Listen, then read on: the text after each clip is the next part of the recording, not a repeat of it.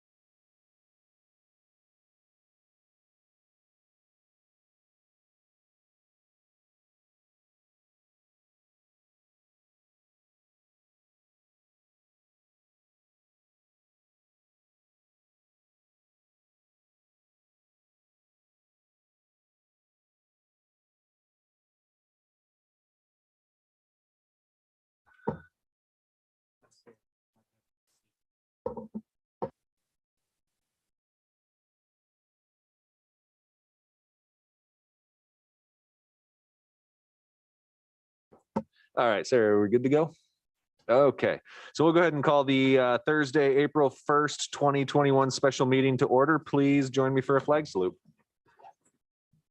I pledge allegiance to the flag of the United States of America and to the republic for which it stands, one nation, under God, indivisible, with liberty and justice for all. Roll call, please. Mayor Eisenbach, Present. Mr. Christensen, Here. Ms. Nelson, Here. Mr. Knox, Here. Mr. Mosier, Here. Ms. Duncan, here, and Ms. Henshu, here. Thank you. Any correspondence or agenda changes this evening? Seeing none, we will move to persons to be heard. This is participation for any item off the agenda not to exceed 3 minutes, please.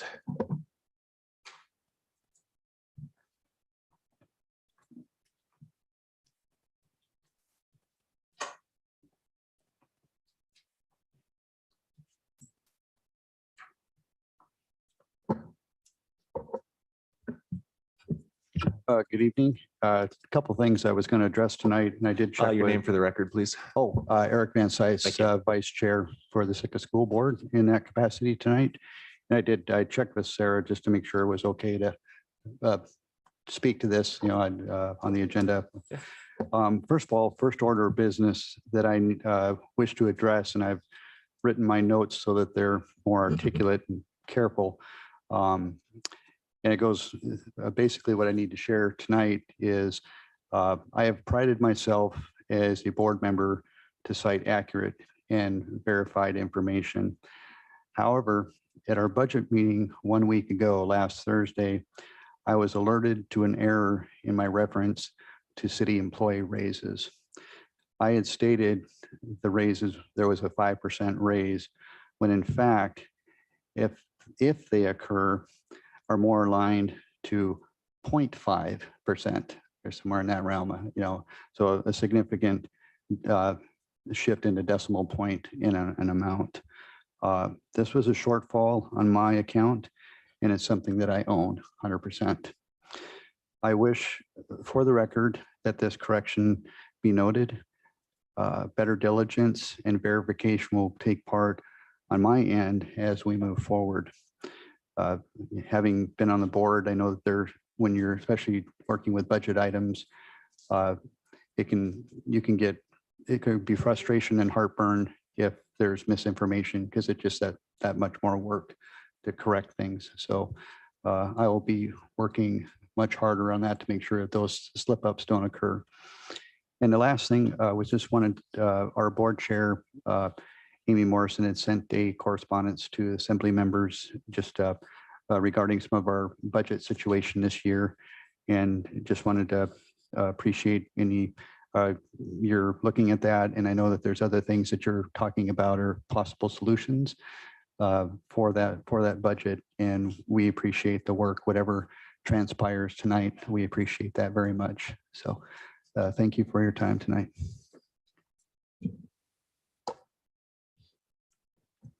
Any other persons to be heard this evening?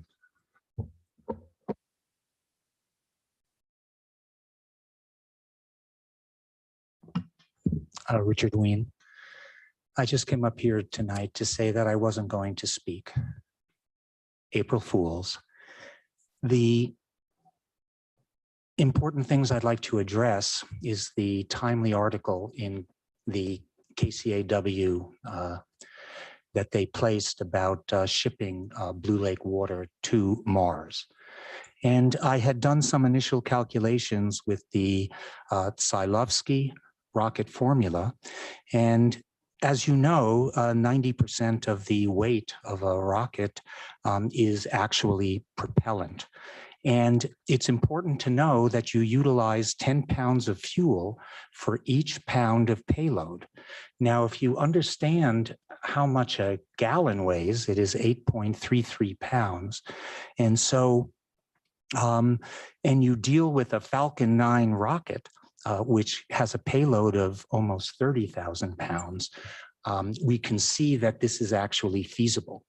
And if this can be done, as outlined in that article, I think that Sitka would be well served. On another note, I reviewed the infrastructure bill and the various topics, and it almost seems like every line item was something that Sitka would be eligible for. And I hope that our consultants and lobbyists can earn some of their money by helping direct us to multiple areas of ability for us to tap into some of these funds.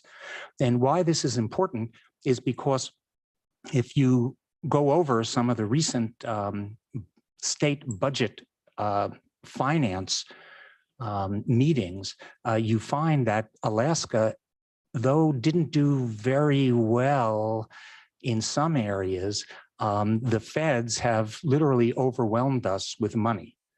And though people were less employed, they actually earn 3.1%. So clearly this is this infrastructure bill, should it come to pass, I think that our lobbyists need to be totally on the mark and earn some of that hard-earned money that they're receiving in their paychecks. So thank you very much. Any other persons to be heard this evening?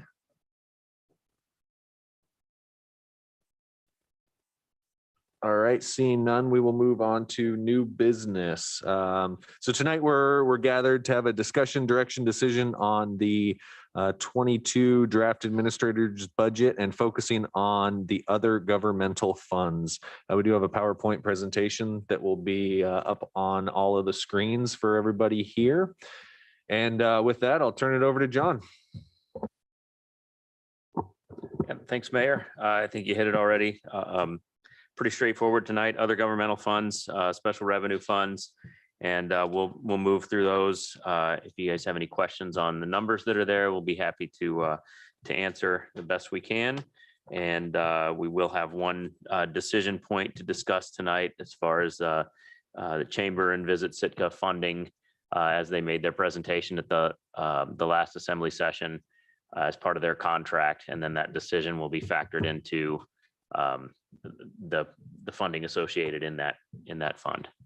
And I'll turn it over to Melissa. All right, and I think we have 19 of these funds. So there's a lot of them, but we should be able to get through them quickly. So we'll start with the funds that fall under the category of fiduciary funds, starting with our agency fund, which is the cemetery agency fund. This fund, its sole purpose is to track interest earned on the corpus and disperse that to the Sitka Cemetery Association, who manages the municipal cemetery. So right now, or as of the end of FY20, our fund balance was about 105,000.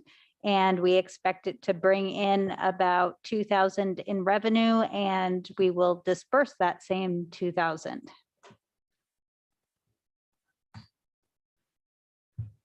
Our next fund is a trust fund, the Roe Trust Fund.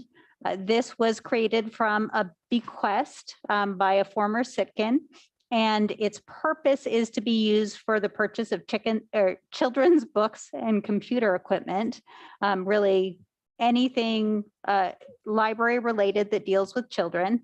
The fund balance at the end of FY20, it was 227,000, 228,000. We expect to bring in 4,500, and we have that appropriation. I think one thing to note, in recent years, we've had a lot of turnover with our library director, and we have not actually been expending some of these appropriations. I have reviewed kind of these other sources of funding with Jess, and the intention is there to use this appropriation this year. And next we have our permanent fund, which is a permanent fund. I think it's really important to remember that one of the core purpose of the permanent fund, as is written in our charter, is to reduce the tax burden on the citizens of Sitka. This fund tracks any proceeds of municipal property, and we have to appropriate 6%, that's by charter, that gets transferred out of the permanent fund into the general fund each year. At this point, it's really equivalent to about $1 million of property taxes. So by having this, it's almost like we have a 7 million property tax. And then I think the other thing to note on this one is that in order to inflation proof it, so we're not digging into the core balance, we have slowly been by 0.25% a year since 2018, transferring back this year it'll be 1.25% all the way up to 2%. So then it's a net 4% disbursement from the fund. I am starting this year just to save on transactions rather than do a transfer out and then a transfer back in. I'm netting that transfer out. So I just want to be really transparent about that. By charter, we have to do the 6%. So I'm tracking them carefully, but I did want to let you know that, and that is reflected in the general fund budget and the permanent fund budget. So the net transfer back is about 1.2 million for FY22. And is that inflation proofing measure taken by the assembly working? Are we seeing the fund balance at least maintain, if not grow? At this point, I believe it has decreased a bit. The fund balance at the end of FY20, it's already up higher than where it was. We don't expect it. I mean, of course, it depends on the market. We don't expect it to be fully inflation proofed until we hit the full 2% going back, but it is absolutely helping. And the situation is Great, much thank you. better. Yeah, if you could just watch that periodically and let us know if that needs to change, because that one's very important to me. Yes, and we Thank you. do. We carefully look at this during every investment committee meeting.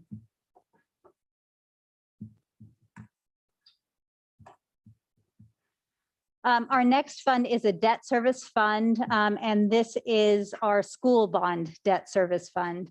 So the purpose of this fund is to track our GO bonds for school construction and to track the revenues that are dedicated to covering the debt service. So at this point, the two sources of revenue are our 1% seasonal sales tax and a portion of the reimbursement that the state committed to when we entered into, or when we originally bonded. So unfortunately, this fiscal year, there was no school bond debt service reimbursement whatsoever. It was completely eliminated from the state budget for the entire state. So that should be about 1.6 million a year. It's dependent on what our debt service is, but in FY20 at 100%, it would have been between 1.6, 1.7 million. So right now, or as of the end of FY20, we had about 1.9 million in that fund. And our total debt at the end of FY21, we project to be 11.1 million, and then that will be further paid off to be 8.7 million by the end of FY22. Our FY22 revenue budget is 1.25 million. Again, that's harder to budget than usual due to the pandemic, but that's what we have budgeted as the increase and transfer out in the general fund. Hopefully we'll see more, but we feel like that's a fairly safe number. We have at this point, the state has 50% debt service reimbursement in their budget. That could certainly change, but hopefully we'll at least get that. And then for FY22, our full debt service is expected to be 2.4 million. We are in the process of refunding. We're doing kind of a mixed refunding deal. We have some current refundings. We're doing some forward refundings or advanced refundings. And that could save us up to $500,000 over the next 10 years. So that's certainly helpful. We do not know what those rates are going to look like until the day we price, so they are not included in this budget.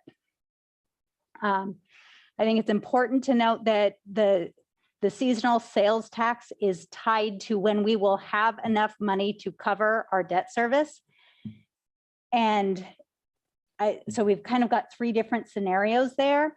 We have, if the state continues at the current level, we would be able to either end the seasonal sales tax, or the assembly could choose to reallocate it for a different purpose.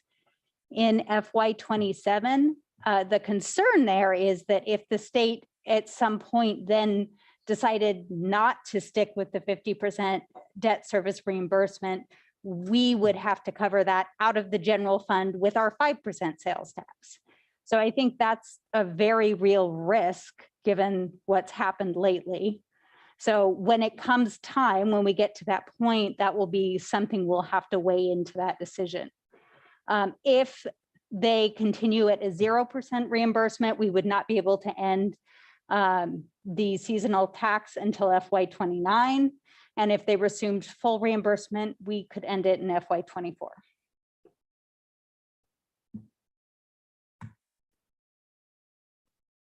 So now we get on to the slightly less complicated ones.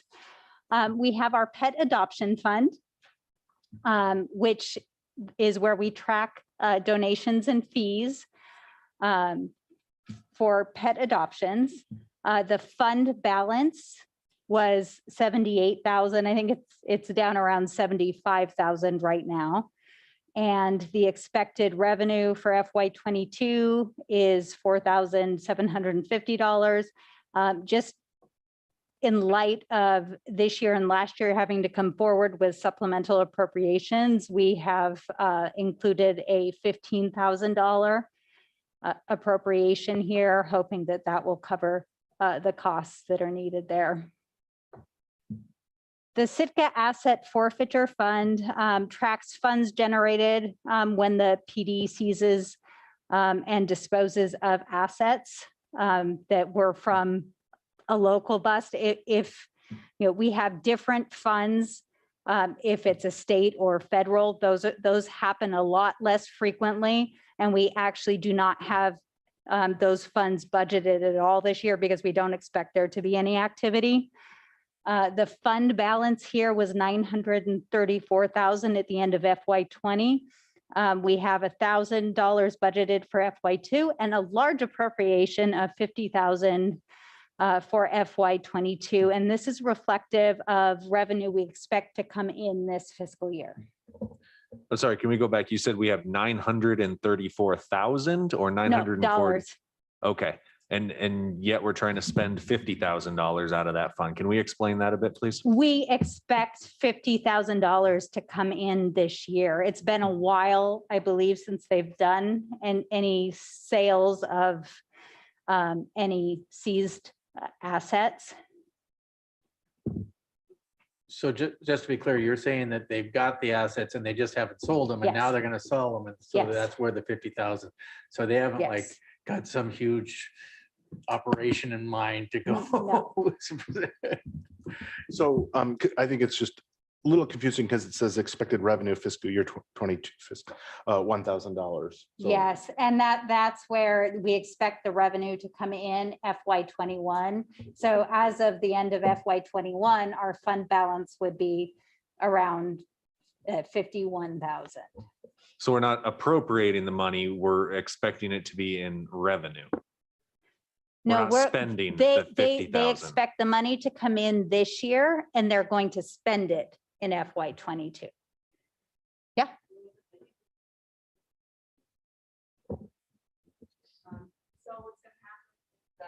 And if we could use the microphone so those online can hear as well, please. Thank you.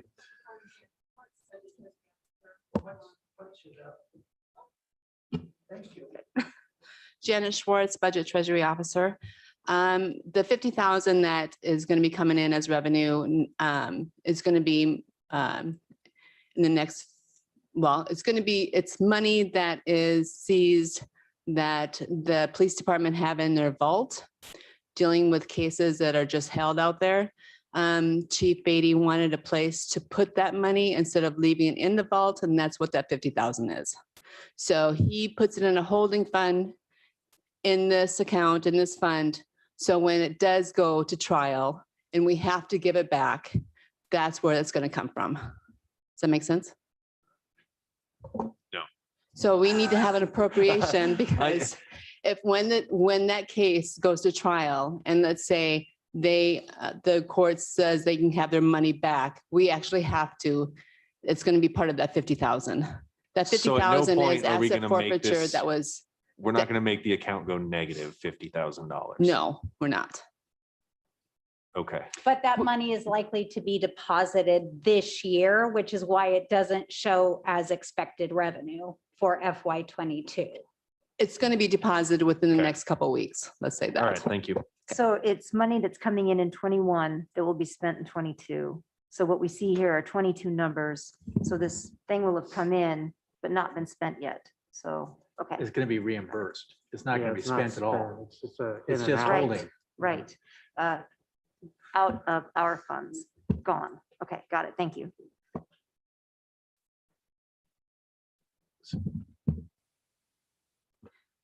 Next, we have the Library Building Fund. This fund it was created to manage donations that were specifically for the library building. A big chunk, 530,000, was spent on the renovation. There's a small balance left that could potentially be used for minor building issues. We have $500 anticipated revenue, that's just interest earned, and $1,000 appropriation. Our next fund is the Southeast Economic Development Fund. This was created with funds that were directed to Sitka after the pulp mill closed. Historically, the funds were used to provide both grants and loans for economic development. The interest that this fund earns goes to the Building Maintenance Fund.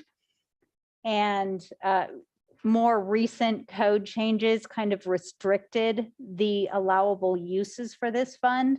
So right now, the only allowable uses are for internal loans, specifically internal loans within the city. So this fund can loan to the general fund or the electric fund, but it's really has to be related to increasing efficiency within the municipal government. The only allowable external loans that are allowed are participation loans.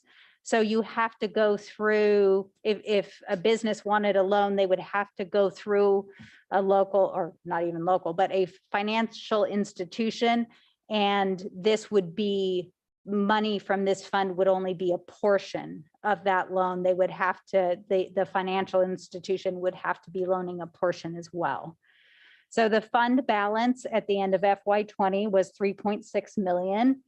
Of that, 2.6 million was in cash and available for use. The outstanding loans were 988,000. And I think it's important to note that some of these loans are a lot more like a grant. There's some that were structured in a way that they remain with the entity until such time as that entity essentially ceases to exist and sells their building. So those ones are not ones that we would expect to be repaid, and those they're sort of loans, but they don't earn interest. So for FY22, we expect to earn $50,000 in interest, and that interest is then transferred to the Building Maintenance Fund. So that's what that appropriation is. There's no new loans there, internal or external. Melissa, could I just ask that the interest going to the Building Maintenance Fund, that's by code?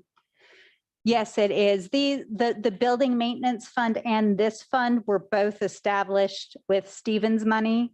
And so I think that was something that was set up at the time they were both established. I was just thinking to feed back into economic development wouldn't be a bad model, but that's not what we have. Okay, thanks. Next, we have the GPIP Contingency Fund. This was the funds that are in here were set aside for dealing with the former pulp mill site, making sure that we have environmental testing and any cleanup that's needed. Interest earned from this fund goes into the GPIP fund. The fund balance was 640,000 at the end of FY20. Expected revenue, it was 11,000. The FY22 appropriation is 281,000. 11 of that is the interest going back to the GPIP fund, and the remaining is transfer to the GPIP Capital Project Fund of $270,000. And those are the two capital projects, or the one larger capital project dealing with the assessment of the old pulp mill landfills. So those are 135,000 each. Then we have the Sitka Community Hospital Dedicated Fund, which used to be the tobacco tax fund. So now it's used to still track the tobacco tax coming in, but also any revenues, liabilities, and assets relating to the former Sitka Community Hospital. By the end of this year, there should be very few receivables still coming in and a few pending liabilities beyond PERS. We know PERS is going to be a very significant liability going into the future. It's well over $1 million a year. Our revenue there is tobacco tax, as well as the payments Search is still making, which are, at this point are $700,000 a year on the sale of the hospital. Our fund balance at the end of FY20 was negative. And we do expect to make a bit of that up as we go forward. And the fund balance as of 9/30 was already down to a negative 700,000. So it's moving in the right direction, but certainly the PERS liability is pretty significant. At this point, it's $110,000 a month. So. Is this something that the Assembly needs to explore more in the future? Because if we keep making this fund negative and it does not recover, I'm concerned that there's an issue there. Are we? I think it's going to, it is soon, in the very near future, it will come back into the black. We have each year, we have the 700,000 and then we have the 800,000. These first couple years after the sale, we've had more expenses as we've, finished contract payouts, that kind of thing. But I will slowly get to a point where the fund will no longer be in the red. Okay.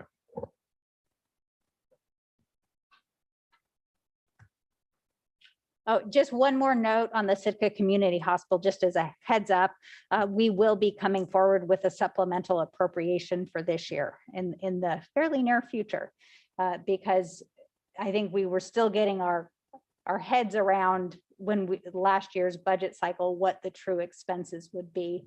And we have a much better idea of that now. So I think our FY22 appropriation, we shouldn't have to come back.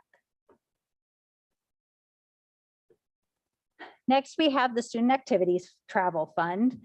This one, it tracks money that we collect from licenses and permits relating to the sale of marijuana. So the state transfers the money they earn on these to the city. So our fund balance at the end of FY20 was $10,500. Our expected revenue for FY22 was $2,700. Normally, we put a small appropriation in here. This year, we put a bigger amount, to make sure that everyone knows it's available and knowing that the school district has been in a hard spot as well. So this is available for again, it's for student travel.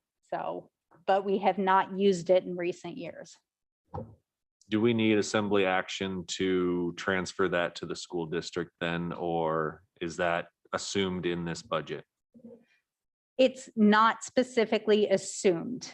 At this point, I think it's under contract purchase services. That direction, I'm sure, would help John know what to do with it. If you didn't, I think it could be used on a case by case. If a group had a need, they could come to John and he would have the appropriation available to use. Okay, John, I'll work with you on that.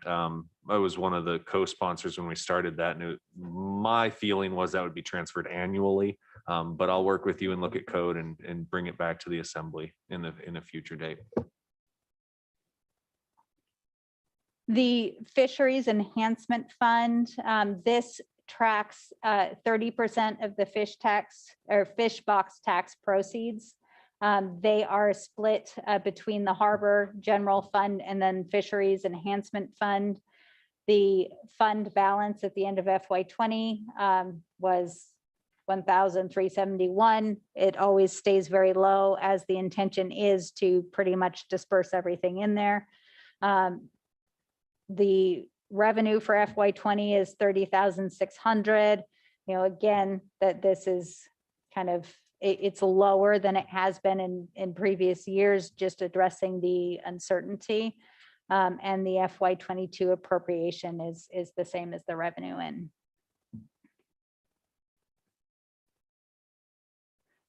Next, we have the utility subsidization fund. Its fund balance at the end of fiscal '20 was 105,000. I think right now it's closer to 113. We did transfer money in at the beginning of FY '21. And we're transferring a similar amount for FY '22. So we're expecting to transfer in, we have coming out of the general fund, 39,000. Our FY '22 appropriation will be 72,000. The reason we need to transfer money in is we have to make a decision for the entire calendar year '22. And so we need to make sure we have the funds in there. The 39,000 gets us to a point where we can we should be able to award the full subsidy amount. Melissa, could I ask a question about that? And maybe I need to just meet with you separately to get more background, but where does this revenue come from? The general fund. And is there a formula to calculate how much goes in, or is it just every year it's been this amount? Every year. So what I do to calculate what should go in is I look at what the averages have been for the number of people applying and determine how much we would need to commit to the full amount based on that. The highest subsidy amount is 65,000. If we didn't have quite enough, the subsidy would lower. It would just be prorated. For the remainder of that year. For the remainder of that year. But we put the amount in that would allow us to fund it to the maximum. And do you track users? Are there people who use it every single month, or is it capped that you can access these funds for 3 months, or? It's when people apply, the application period is, I believe, August through the end of October. So people apply, we review, make sure we have all the documentation, and then based on the number of people approved and the pool of available funds, we determine how much we can distribute it. It's distributed monthly. We do have some accounts that actually fall under the $65. Those just get the subsidy up to what their bill is, and the rest get the full $65. And if I understand right, city employees can contribute from their, it's something that you can do a paycheck deduction on? We have, those do not go into the utility subsidy fund. Those go into a clearing account and are distributed to the Salvation Army. And then the Salvation Army operates their own program. So it's a separate thing. Mm-hmm.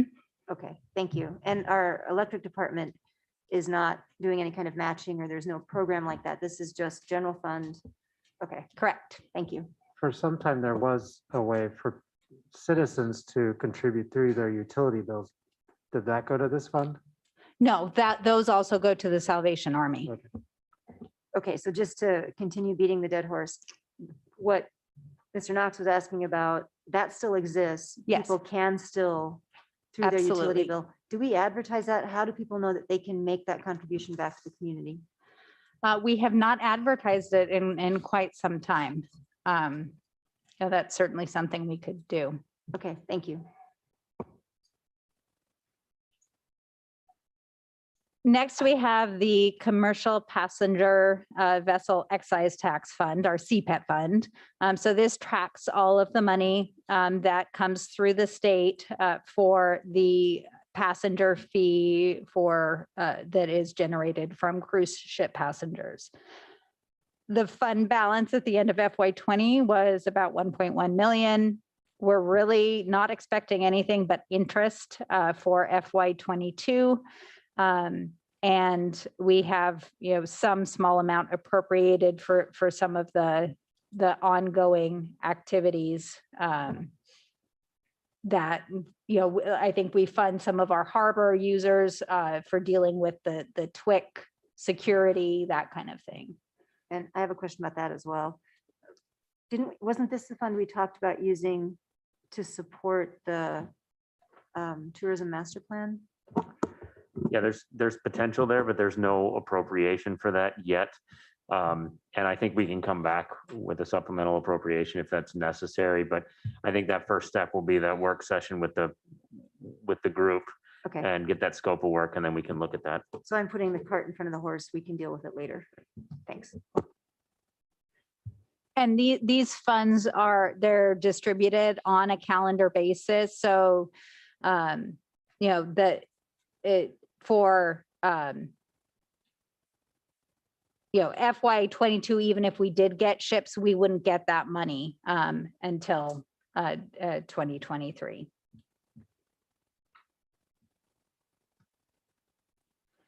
And next we have the Visitor Enhancement Fund. And as John said, that this is one that we want to make sure we have clear guidance on to make sure that we're complying with the contract.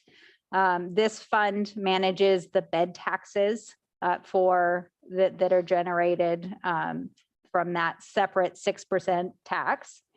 The fund balance at the end of FY 20 was 57,000. Right now, it's about a negative 138,000. And, again, our revenue numbers are more of a projection than usual. We are projecting a slight improvement, or an improvement from 2020, but kind of not quite back to 2019 levels. And then the appropriation for FY 22 includes exactly what the chamber visit Sitka presented to you at the work session, as well as a little bit of travel in there for the Sea Trade Conference, which the Assembly usually sends a representative to. So with the contract, it specifies in there that the Assembly needs to confirm the amount of funding for the chamber and visit Sitka. And the minimum commitment under that contract is $300,000. So the budget includes that. It also includes the base additional, or in addition to the base, it includes the additional services in the amount of $158,600. One thing that I want to note is that's what we have in the budget now. If we do go forward, it would be recommended to add another 150,000 to this appropriation. The reason for that is that if we go forward, the contract would renew in January, and we would be committing to more than we have appropriated. So that would be something for the Assembly to consider. And I think John wanted to speak more on this. Yeah, I can go through the quick, I guess, design of the contract just to lay those dates out for you. So the contract was established in December of 2018 to begin January 1st, 2019 for a 3-year base, and then it has 5 one-year options. So the contract expires if we don't execute an option in December of this year. So if we go forward as presented here, we would be executing a 1-year option. And that 1-year option would again run to the next December. But since our fiscal year ends on June 30th, that 1 year would extend into our next fiscal year, which would be FY 23. So that's why Melissa says if that's the route we're going to go, we would recommend another $150,000 to meet the contractual obligation, or the contract commitment of that year or that option year. Does that make sense? And what would it take then, or do we discuss this later, to bring them into a more of how the city does it? Is that something we discuss here or in the future? I mean, Mayor, I hope we can have some open discussion on this one just to get it figured out. Yeah, I believe that's well within the scope Okay. of our discussion tonight. ideally, we would like to see the contract option years to match up with our fiscal years. That's much easier. I mean, that's the way I operated within the federal government as well. We try to align with our fiscal years. However, I'm also sensitive to Chamber and Visit Sitka's needs. If our contract or if their contract is renewing right in the middle of tourist season, it presents some difficulties for them as well. So it's a tough decision to make. And if you're willing, I'd like to ask if Rachel could come up and kind of describe, the need for that timing and kind of their side of the story. Is that Yeah, I think appropriate? the contract was done under a previous assembly. There must have been some Mhm. wisdom to it. So I'd like to understand how that decision was made or what the impacts would be if we did align them.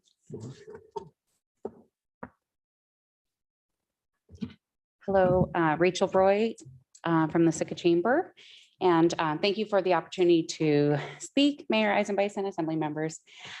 So as John and I were reviewing and trying to get all of this straight, as we are in the first time that we'll be approaching a renewal, we looked back at reasons why we set up the contract as it was. So one of the things that happened during the calendar year of 2018 is that we had a contract that ended June 30th. And what happened with that was that there was a RFP process and all of these things that happened. And it ended up that we actually had a contract that expired in the middle of the visitor season. And so we really wanted to build in a structure so that that didn't happen, because one, we want to make sure that we're providing good visitor services and we want that continuity of service, as well as if a transition were to happen with contractors for visitor marketing, that we would want to see that transition happen during the winter. And so if we had noticed that we would no longer be contracted beyond December 31st, then the transition would happen in order to have a new operator conducting marketing and visitor services starting in January. And so that was a big reason for having the dates the way that they are. The way that we've structured our funding requests are based on a fiscal year. And until this year, it hasn't come up to be an issue because we've had the contract has been in its cycle. Now that we're in a renewal, the point of having the contract have these optional renewals is so that there isn't all of the work of putting out a new RFP and all of the staff time and just all of that happens. If you're satisfied with our services, we can continue to provide those. The contract allows us to do that. And if we find that it's cumbersome to be on an annual basis, it may be that we want to just create a 3-year renewal rather. But I think this was what the Assembly was comfortable with. And as we were building out, the structure of the contract. Can I just ask, I don't know who I'm asking, but so I looked at the contract today and I'm sorry that it was only today.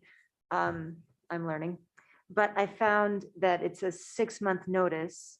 So wouldn't the negotiation happen in the winter with the 6 months prior to the end of the contract?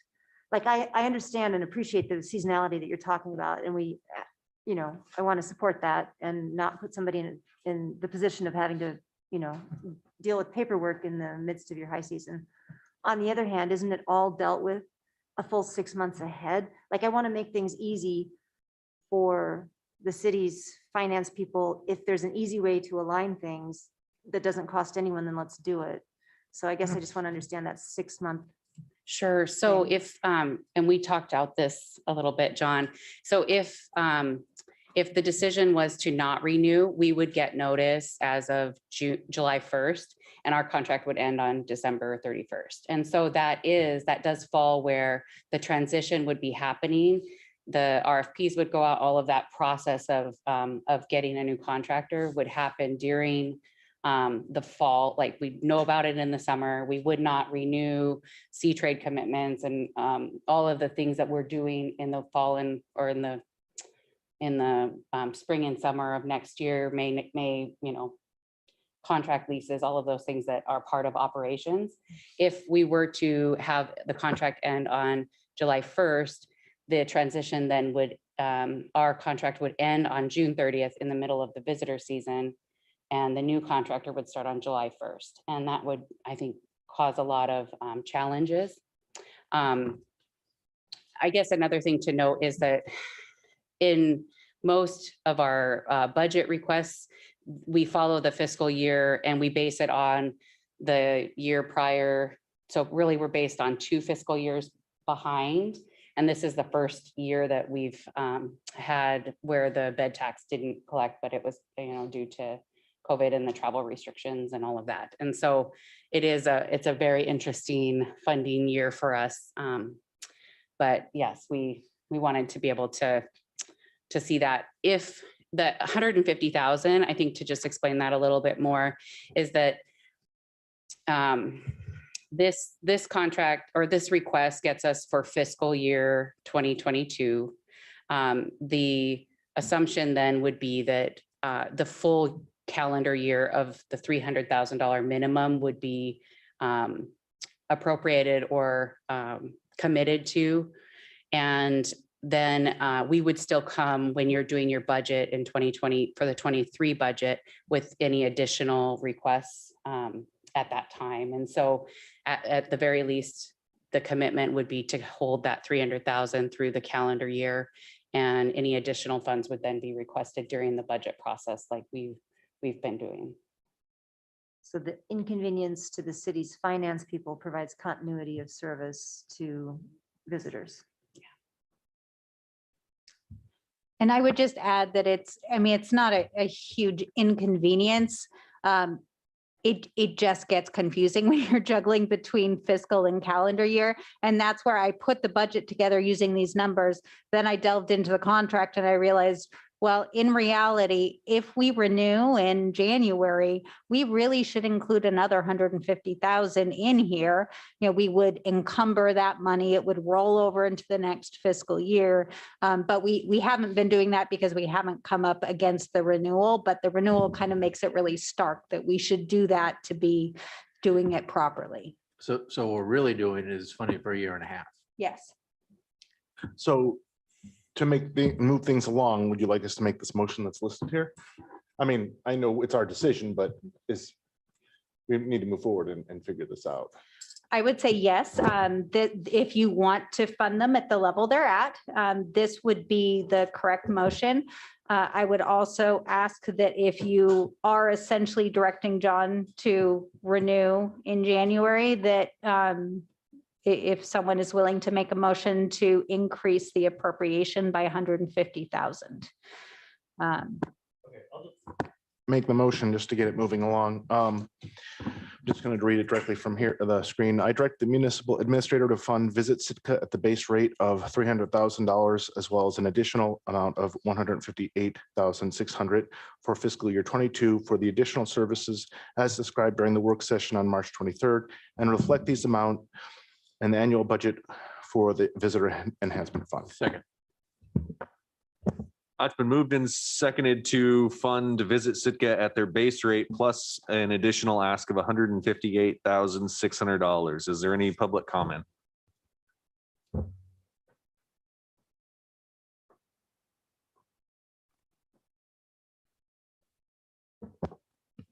Richard Ween. The issue, as when the contract was initiated and ends, was I'll call a self-inflicted type of issue. And sir, this is about funding them at it the is. level of 400. Yes, it is. And this is how I explain it. Because we are having the additional amount of monies because of the calendar versus fiscal year. And so that includes, and that the additional 150,000 is not in the motion. He did put 158,000. Yeah, it's for the half year. Yeah. Okay, understood. Well, thank you very much. I appreciate it. Hold on. That 158,000 that's in the motion is the 158,600 over and above from the base 300. So you could amend this motion to add another 150,000 on there to cover the calendar year, Or we could even do a separate motion later to add $150,000 to cover the rest of the calendar year. If that makes sense. Well, how about we leave the motion as is, and then we can debate this, vote on it, and then if we want to make another motion, we can make another motion to add that 150. Now that the motion's been clarified, sir, do you want to continue? Is there any other public comment to the motion? All right, seeing none, back to assembly for deliberation. Kevin? Yeah, and I apologize that I wasn't here for the work session to hear some of the reasoning or the explanation behind the additional amount requested. I think, you know, in my looking through it, one of the questions that I had about how this kind of has played out in the past and how we're projecting for the future, it's oftentimes very confusing to me what is Visit Sitka and what is Chamber. And in your expected revenues, you oftentimes only reflect the CVS contract value, and there aren't values ever expressed on how much you're making on any ad revenues from digital media or print media, and how that offsets any of the operations that you're doing or where that goes. And I'm wondering if you can, yeah, Rachel, if you wouldn't mind, kind of just outline some of that and then talk to the separation between the two and how that works. Absolutely. Rachel Roy. So to speak about the way that we report revenues, in this new contract, the former administrator had asked us to change the way that we reported to show clearly that the revenues that we receive from the city are being expended entirely, as at times in the end of a calendar year, all of the revenues that come in from additional funds and additional revenues are not always expended, or they're carried forward into the next year for maybe a larger project. And so we actually report those rather than showing them in our financial statements.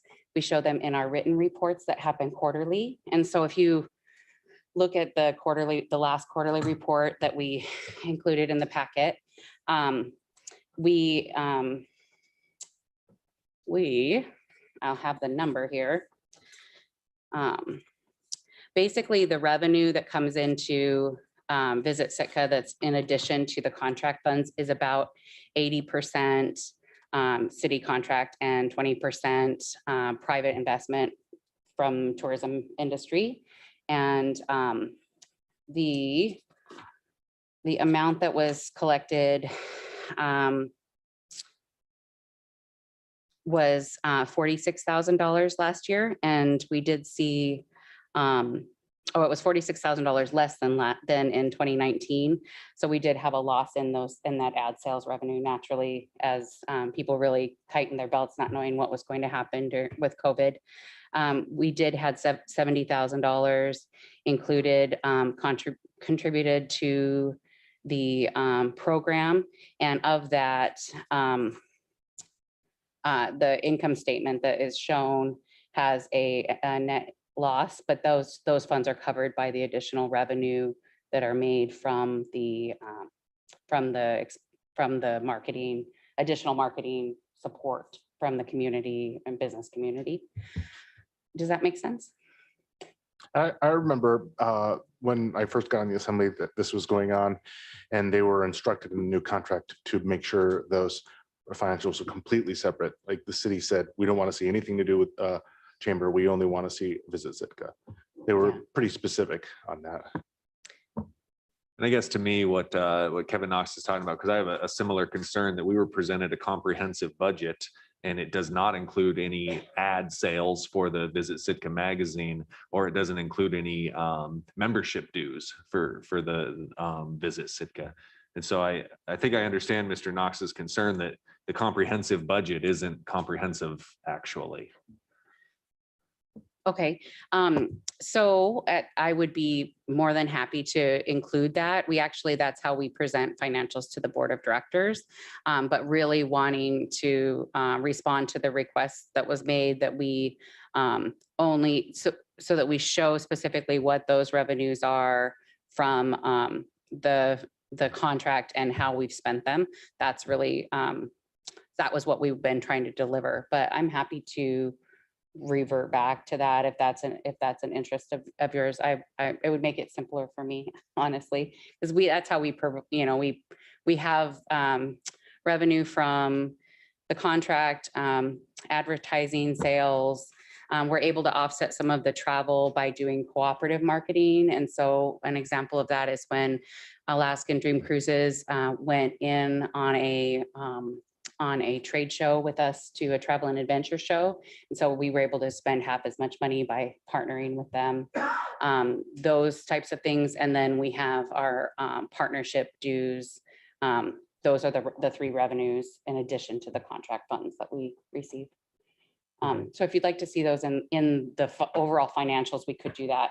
Yeah, I don't really, to kind of echo Kevin's point, I don't see it as reverting back to, if you're using visit, under the Visit Sitka budget, if you're using city contract dollars to largely pay for the Visit Sitka print brochure, but you're collecting ad revenue from partners within that brochure, that should be reflected in this budget as a comprehensive look. That's not, a chamber versus Visit Sitka issue. That's Visit Sitka. So I think one of the things that we're asking for is to be able to see all of that, to be able to see how you're able to leverage our contribution, the city contribution, to be, making those print, doing the digital media, and then from there, bringing other digital and other print ad revenue back into enhancing the program. Yeah, absolutely. And I agree. And that's how I've been reporting that, because I think it's really essential to show how much the industry is also supporting the program. And I've just been doing it in a narrative form rather than in a spreadsheet or a budget form. As far as the difference between the chamber and Visit Sitka, I can speak to that a little bit. The way that we set up Visit Sitka under the chamber is a nonprofit, and we have our organization, primarily it's membership and events driven revenues. The contract is an additional, as a department of the chamber, and we actually set up the financials so that you're able to see a picture of Visit Sitka separated from the chamber. We don't actually take a revenue amount, and we don't have an administrative fee that we put into the Visit Sitka. You don't see that, other than that. What we've done with like the structure of the office is that two organizations combining saves, because you're spending one internet bill, it's really made efficiencies within the department. But we don't, like, I saw that 30% of the tax for the fish box was kept for administrative fees. We don't have that as a revenue line item in the chamber, but rather we are able to we see the importance of this and what it does for economic development and what it does for our community of businesses. And so that's really why it's really aligned for us to do this work. Everything that we budget or everything that we pay for is done with a percentage based on if it's an electricity bill, we're splitting it based on the occupancy and the contract needs and versus the chamber and Visit Sitka. And during our contract negotiations, we provided like floor plans and more like detailed explanations of how we do that. But basically, I'm able to at any point completely show you how we've spent that money, and we've really intentionally kept everything really separate from the chamber, so that if a question was had, we could pull those records really simply. If we were to go through an audit with the city, we wanted to make that very clear. Does that kind of answer your question on that? And so you said there's no administrative fees, but part of salaries goes to, like, for instance, your salary is split still, correct? Yep. So staffing, we have like a partial, my salary is a split salary. Any extra position, like when we had a membership position last year, that was all covered through the partnership dues. And so it didn't touch the contract at all. And currently, the Visit Sitka staff are all under the Visit Sitka umbrella. If there's project work that they do for the chamber, we charge out to the chamber salaries under the chamber's expenses. So we try to keep that really straight for you guys. Thank you. Yeah. Any other questions for Rachel while she's up here? All right, thanks for answering that, Thank you. Rachel. Appreciate that. Any other, Crystal? Yeah, I have a question about funding, the 300,000 plus the 158. That is funding that started January 21. No, this is funding that starts July 1st. So this is exactly what would be spent during fiscal 22. And then the extra 150, that is to cover what portion? That is to cover July 1st, 2022 to December 31st, 2022. So the first half of fiscal 23. But just to be clear, that is not the $158,000 struck in here. Correct.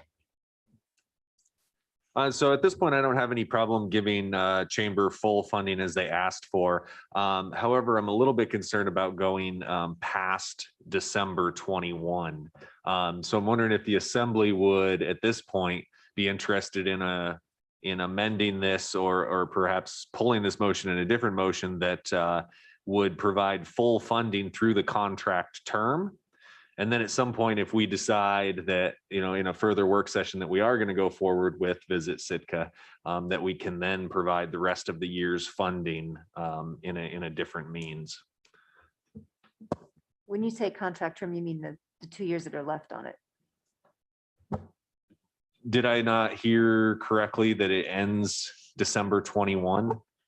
The Right, base okay. contract then it's a expires at year to the end of year this after that. calendar year. Right, and then there's an option for 5 renewals, each at 1 year.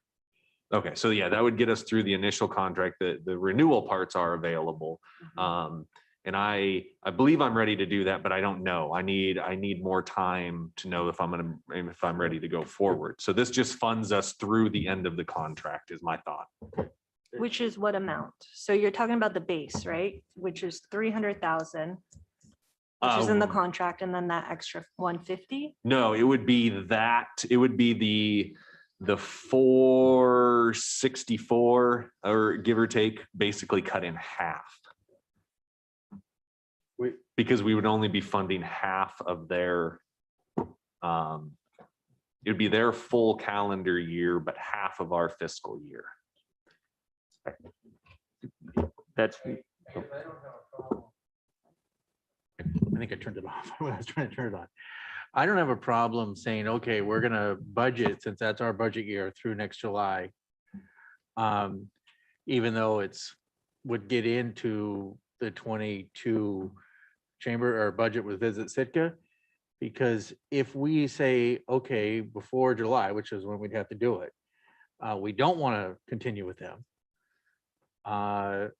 then we just wouldn't pay it, and it would go as a budget adjustment like we do from time to time, and it would go back into the general fund. Yeah, that's what I would prefer. Let's just fund it, but we can always change.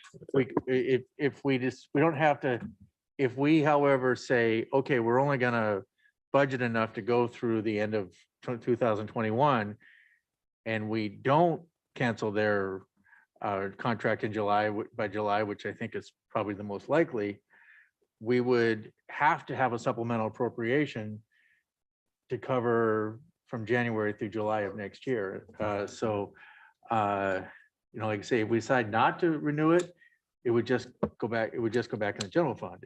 But if we decide to renew it, we'd have to have another budget item on there before the end of before the end of the year to cover from January through July. Yeah, and the good point and bad point about that is Visit Sitka is a city entity.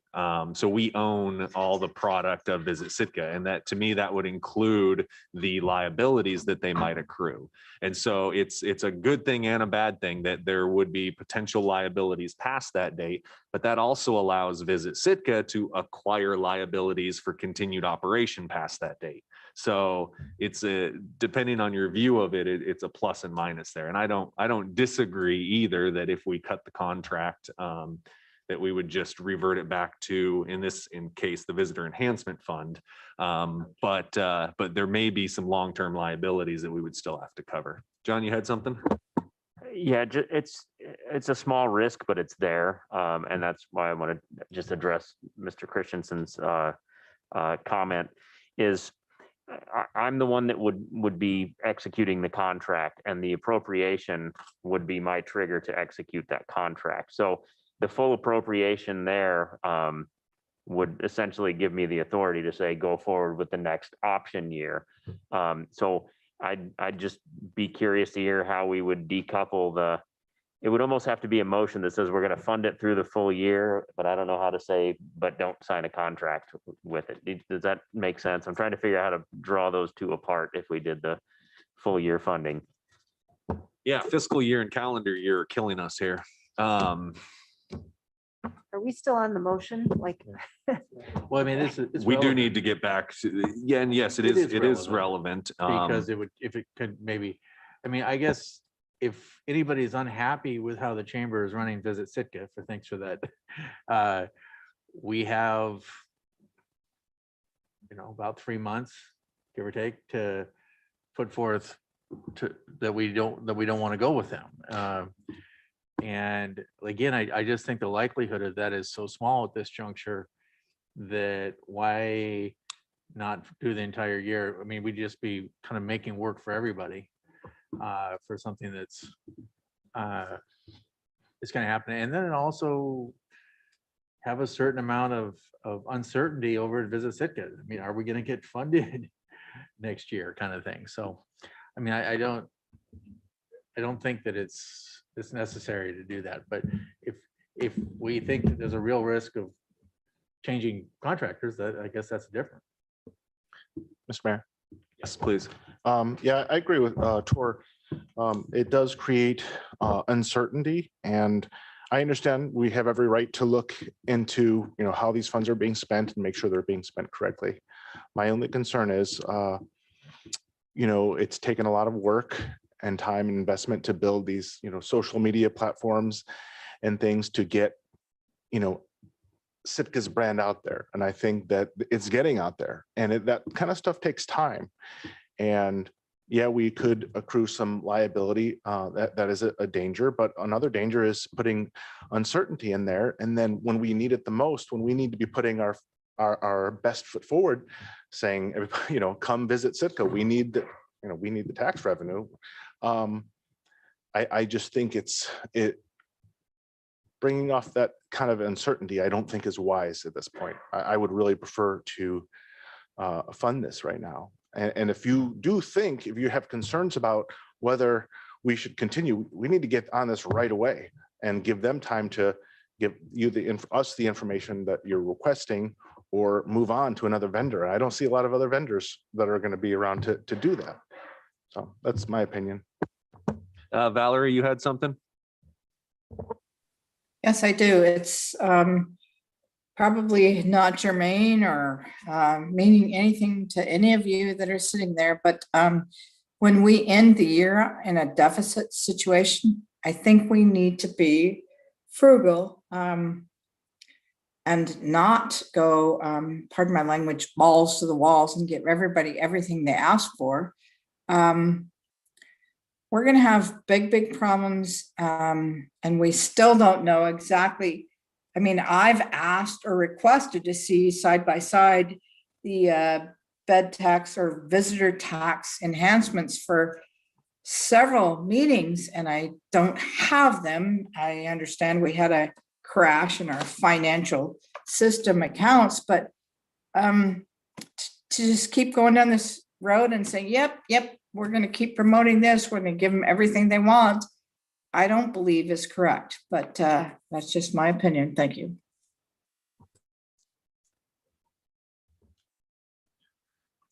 I that was gonna actually be my next question. Melissa, if we do go forward, since the fund is in a deficit now, what is the anticipated deficit at the end of the funding cycle? Or I'm sorry, I'm confused with calendar and Well, this is where I need my crystal ball. It really, the first quarter this year is going to have a big impact. I think we'll know a lot more after the first quarter. At this point, I can tell you we're at a negative 138. We still have more payments to go out. I don't see us getting into the black. I would be pretty shocked if we were in the black by the end of this fiscal year. Now, the budget I have up here adds 20,000 to the bottom line. But again, the projections this year are really difficult. so if we go forward with the full funding request of the chamber, we anticipate being down about $140,000 at the end of the fiscal year. No, well, this one for FY22 will be up 20,000. So we'll have a $20,000 positive in the Surplus. account at the end of the year. Well, I don't know. We anticipate. That would be the net change for that year. I don't know what the fund balance will be because I just don't know where we are for this year. So it's possible we could still be in the red at the end of FY22. That is absolutely possible. We also might see a really robust, independent traveler season and, do better than we anticipated. Okay, yeah, thank you. And I guess that's my other concern for the assembly is, or comment more is, are we willing to let this fund continue in the negative for potential visitor enhancement? It's a valid question for us to weigh, so. Rebecca?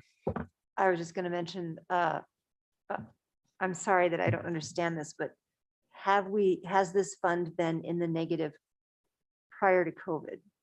Is this just about this situation? Yes, this is just this situation, at least in my time here. Okay, thanks. Mr. Mayor? Yes, Kevin. Sorry, did you? Okay. Yeah, I don't think it's wise to just continue doling out money nonstop without, thinking twice. I understand that we're in the negative, but it's a big deal. But we don't anticipate this going on forever. And personally, I just feel that we should continue on our current path. Continuity is very important and key when we're advertising and letting people know we're out there, because it's one of those things where you spend some money to get some money. Now, next year, if we don't see any change, or we don't see any change on the horizon, then that changes things. But right now, my opinion and my request is that we continue on our current trajectory. And I'm going to just speak to that as well. Knowing that everything is in a state of upset right now, I agree with what Mr. Mosher's saying. And then I'd like to just offer Sitka should or could be marketing itself as a very COVID safe destination, and that could have some returns for us just with our incredible vaccination rate and everything else that's going on here. I think we're on the right track to bring more independent visitors, and those are the folks who spend more money in town. So I'm gonna support this.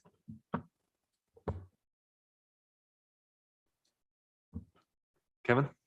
Yeah, and I'll support this in the end, but I would like to say that I would like to continue to visit how we see all of this. And, the division between Chamber and Visit Sitka, the projections that you're anticipating, I'd like to get, a lot more familiar with it, I guess.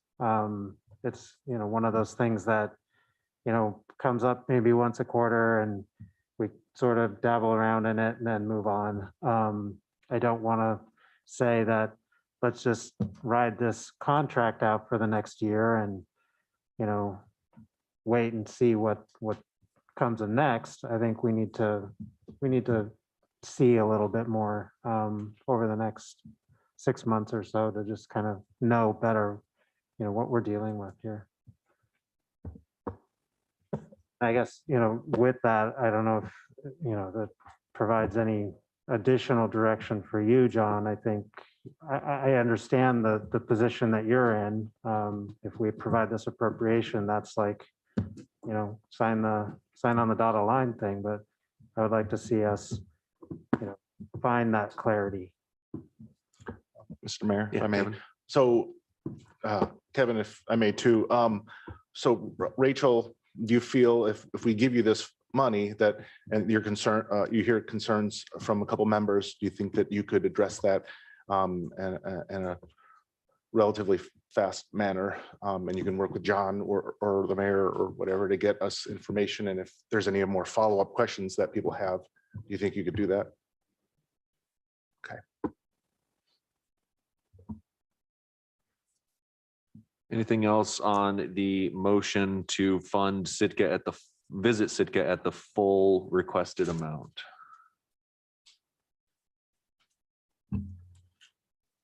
Sarah?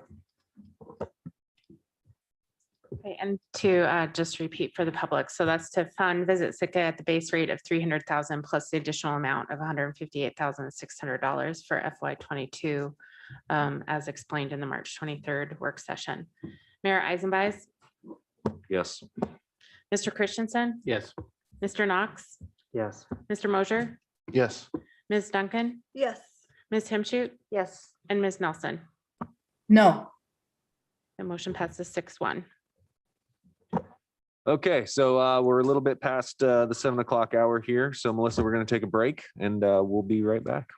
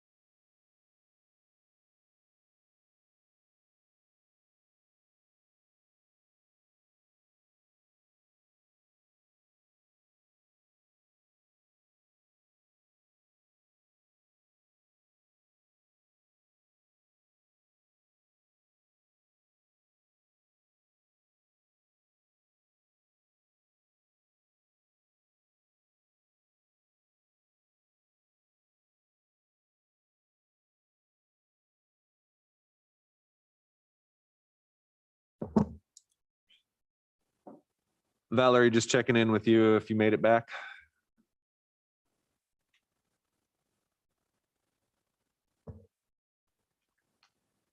Okay, we'll give Valerie another minute here before we get started.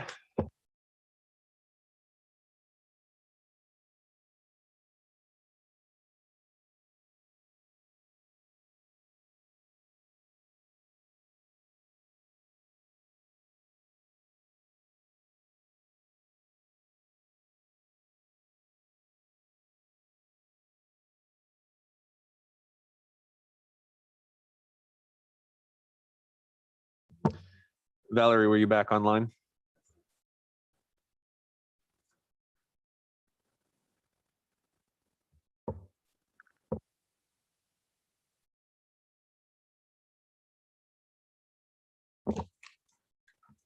I just don't want her to miss out on anything assembly, so we'll hang tight for just a minute here.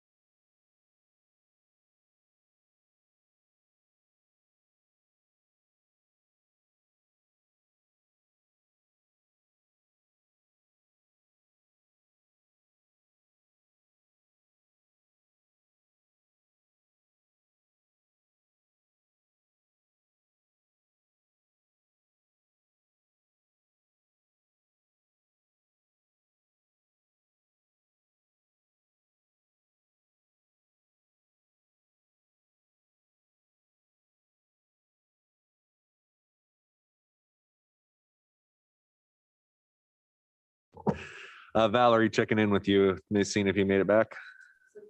I'm here. All right, thank you. What do you think about the coffee? Okay, so we will jump back into it. For the Assembly's benefit, I just had a conversation with Melissa and John. The additional $150,000 that they were talking about earlier does not need to come up tonight. We're gonna work out something and come back to the Assembly with a little more detail. And since we're all confused with fiscal years and calendar years and everything tonight, but that is on our radar, and we will be coming back to the Assembly before the anticipated needed time to renew the contract, so that the Assembly is fully prepared to go forward with this next year's renewal, if that's the wish. So just wanted to clarify that. And then let's see, I believe that brings it back to Melissa, and we are on the revolving fund now. I think that takes care of visitor enhancement. Yes. Thank you. So these, both the revolving and the guarantee fund are related to LIDs.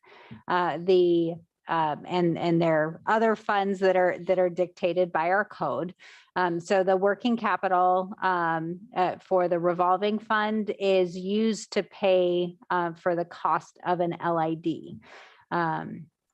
The fund balance at the end of FY20 is 1.2 million. The expected revenue coming in, so that's principal and interest being paid on existing LID projects. And then that interest goes into the general fund. The guarantee fund operates the same way in terms of any interest generated gets transferred to the general fund. And the purpose of the guarantee fund was, if I think in the past, the city issued bonds for particular LID projects. We don't have any of that going on at the moment, but we still have this fund as it's specified in code that we have it for this purpose.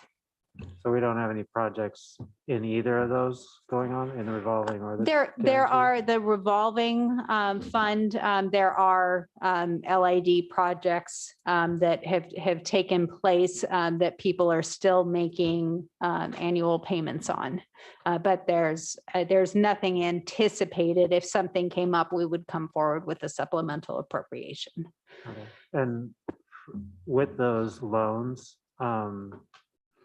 I'm assuming it's, they're issued at probably a fairly competitive rate.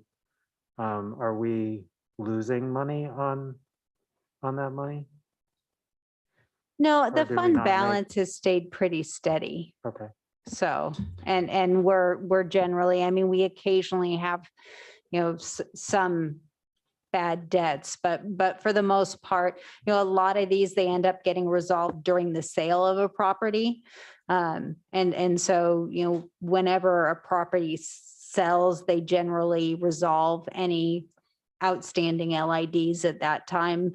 Some are long-term owners and they just pay over time and eventually pay up. But And so of that fund balance, the 1.2 million in the revolving fund, how much of that is cash that is available, or do we even track that sort of thing? Because if I would yeah, I assume can if somebody tell you. came forward and that said, I want 2 million to do this, we would entertain that.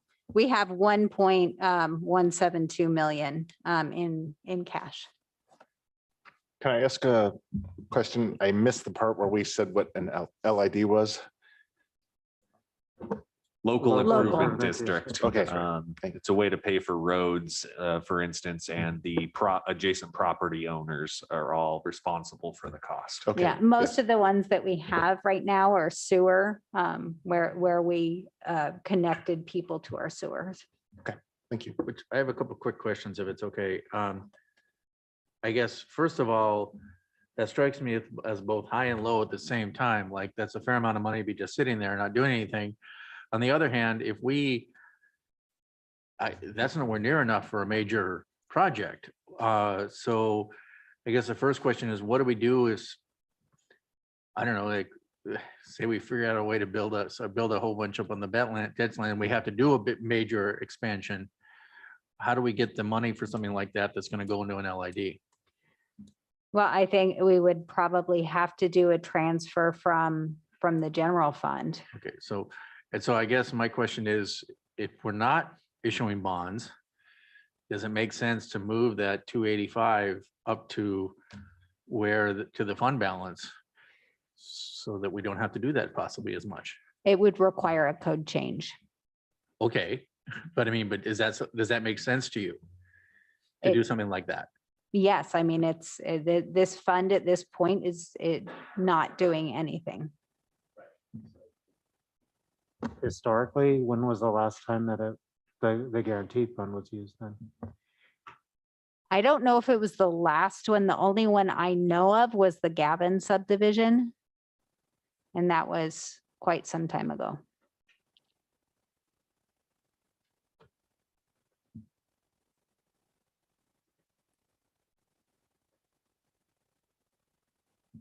So next we have the Library Endowment Fund.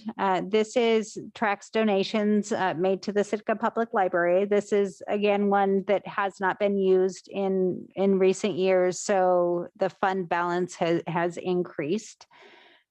It was 268,000 at the end of the last fiscal year. We expect it to bring in about $4,000. And that's just based on historical trends, donation and interest earned. In fiscal 22, there is a substantial appropriation in fiscal 22, and this would be a transfer to the general fund's capital project fund for a kind of shelving revamp project at the library. And so this one you'll also see on the capital project list for the general fund. Next, we have the bulk water fund. So this is used to track any revenue and expense relating to the sale of bulk water.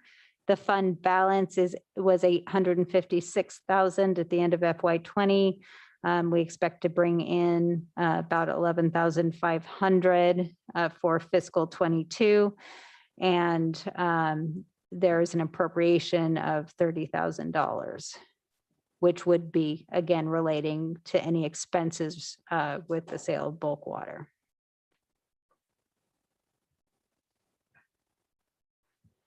And that kind of wraps up the other governmental fund piece. So I don't know if there are any remaining questions on that, any of those funds. Did we have anything else on the governmental funds before we move into item B? Because I think this last slide is a perfect item B slide. Seeing none, then thank you for that presentation. I do appreciate it. And sorry for some of my questions there. It just a little unclear, but your answers were very concise. So I do appreciate that. That'll bring us then to item B, which is a discussion direction of the 22 draft budget as it relates to the general fund, enterprise funds, internal service funds, school funding, and other funds. So this is a general wrap up of anything. We can talk about anything budget related at this point. So again, I'll turn it back over to you, Melissa, for this wrap up slide, and then the assembly if we have any deliberation. Sure. And so we've given you kind of the draft budget in pieces. We're going to combine that all together with a few other pieces of information that we haven't put together yet. So that we aim to distribute by April 30th. That has to be distributed to the assembly within 60 days of the end of the fiscal year. So that gets us right in there.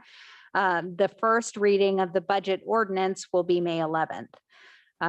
So at this point, all of the budgets that you've seen, other than a few changes that we've already discussed, like health insurance, and any changes to what you were presented will be clearly tracked in a sheet that will accompany the budget.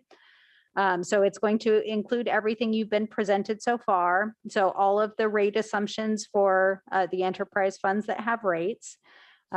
This year, we don't have any new debt, very minimal capital in the general fund. And then some of the changes, kind of more significant year-to-year changes that we presented to you. Some of the items that we still have pending, we know that there's some issues around school funding. And then, this has actually changed since I've gotten more information since I put out this slide, but there could still be external changes. Certainly the American Rescue Plan funding, from what we're learning now, it sounds like there probably is going to be no direct impact to the FY22 budget. It sounds like we'll probably get a disbursement in May, June timeframe. And then I think the next one would be early fall 22, which will be fiscal 23. So, and then I just want to make sure that you guys have had enough opportunity to ask questions and that we don't need to have any more budget meetings. Kevin? Yeah, I'd like to make a motion regarding the school funding. I'll make it, and then when we get into deliberation, I can explain my mindset. But I would like to move to change the school funding. We originally had designated that if we get secure rural schools funding, we would split it 50-50, 50 for the city, 50 for the schools. I'd like to change that so that if we get the secure rural schools, that 100% goes to the schools. Second. So if I understand, your motion is to allocate 100% of secure rural schools if received to the school district. That's correct. Okay, it's been moved and seconded to allocate 100% of secure rural schools if received to the school district. Is there any public comment on the motion? Tor did, yes.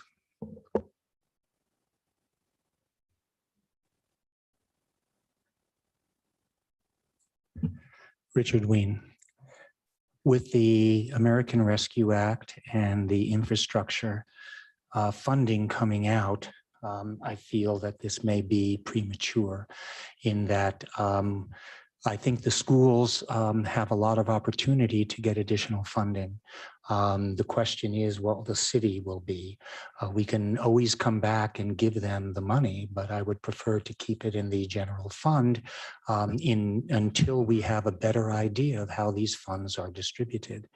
It's easy to spend money that's not yours and you don't have. So my notion would be to at least keep it as it is and wait and to see what will happen. The schools already have received additional funds, and they may be pleasantly surprised in the future as more information comes out.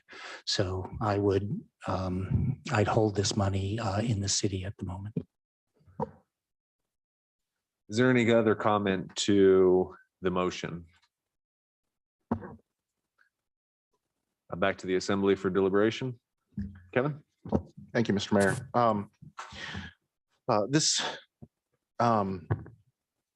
motion was made in response to the fact that the school district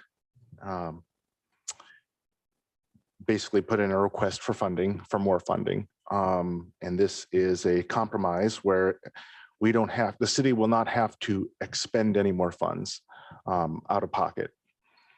Usually it comes out around 500,000. If it was a windfall and it was $1 million, I would sincerely hope that the school district would consider, allowing the city to retain some of that. We have given more out of the CARES Act, initial CARES Act funding than we had to the schools. So I would appreciate that. Like I said, if it was $1 million or something huge, but I think this is a way to deal with the deficit funding for the schools, as well as not have us put any cash out. Tor? Yeah, I would agree with that. It was disconcerting the way that the school funding kind of fell in, and I wish it had been smoother. But I think the odds are pretty good that this is going to come in, right? Like Kevin said, around 500,000, and it doesn't get it all the way, but it gets it part way. And I think there's some other things that they can do to close the gap. I wish they were putting teachers back in the classroom more than they were, but I understand the nervousness about dropping their reserves to zero. And so like Kevin said, this is a pretty good compromise, and it doesn't actually take anything out of our budget. So I'll be voting for it. And I just want to explain a little bit here for the public who's listening that might not understand. The Assembly received a letter March 31st from Amy Morrison, president of the school board, asking for an additional $565,000. Again, we are having two different formulas apparently to fund to the cap. And even though the 7.7 million that we originally funded was the full and complete ask, it turns out that was not the full and complete need. So we did receive a letter that kind of laid out some more needs of the school board. And so this is where this motion came from, and the backstory with that. Kevin Knox, you had something right as you're pouring water there? Valerie, could go ahead. Valerie, please. I am not going to vote in favor of this, and I think it's wrong that we keep going through this. If we as a community want to support the school district more than funding to the cap, we need to maybe do like a local school tax like we had years ago with the state of Alaska, where every taxpayer or every filer paid like $10. I realize it would be more now, but we can't continue to keep giving everything that everybody asks because it's an emergency. I don't think any of you realize how much people are hurting with our rate increases, and how many people are leaving town because they've got other issues with what's going on in the city as far as like property tax, sales tax. We need to start listening to the public more, and we're not getting that. I mean, normally we're all sitting at that table. I'm not sitting at that table tonight because I leave very early in the morning and had issues. But I don't think a lot of you have a clue about how much people are hurting. And the more you give, or the more we give to people that are asking, the more we're taking from people that can't give anymore. Thank you. Jim? So I agree that in some theory that this wouldn't be money that we would have to give out, but it is actually because it's not money that we're then putting into our infrastructure sinking fund or other things. You know, I've had a lot of concern over the years of where that fund has been going, where our investment in our infrastructure has been going, the reluctance of a majority of the assembly and the community to, you know, to put into that for our future. You know, it's costly now. It's going to be way more costly down the road. We keep hearing, you know, we'll bring the analogy back of kicking the can down the road kind of thing.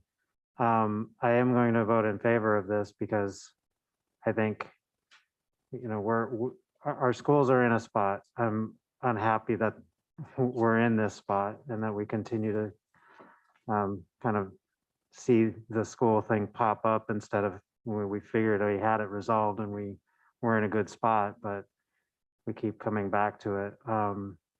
It feels a little exhausting in some ways, but I agree with Valerie in some ways in that we do need to look at some or have a very in-depth conversation about dedicated funding for our schools. I think that, you know, it's a base for, you know, our development, our way of life in Sitka. It's, you know, our schools are, you know, it's the foundation of a lot of things. And I think it deserves a lot of investment in it. I do want to, you know, support it best we can, but it's tough to keep having to come back to this and try to figure out what is the real number here that we need. I think one of the things that is tough with it, that we don't have the crystal ball, and I'd like to hear, you know, some of the rationale behind why we're not looking towards the ARP funds in this fiscal or, you know, anytime soon. It sounds like we're not going to have access to a lot of that and probably the school district for quite some time. Do we have a sense of what the scheduling is going to be on disbursement? Or I spoke to Nils at AML yesterday, and he thinks between May 15th and June 10th, the first disbursement to municipalities will go out. I'm not sure about schools.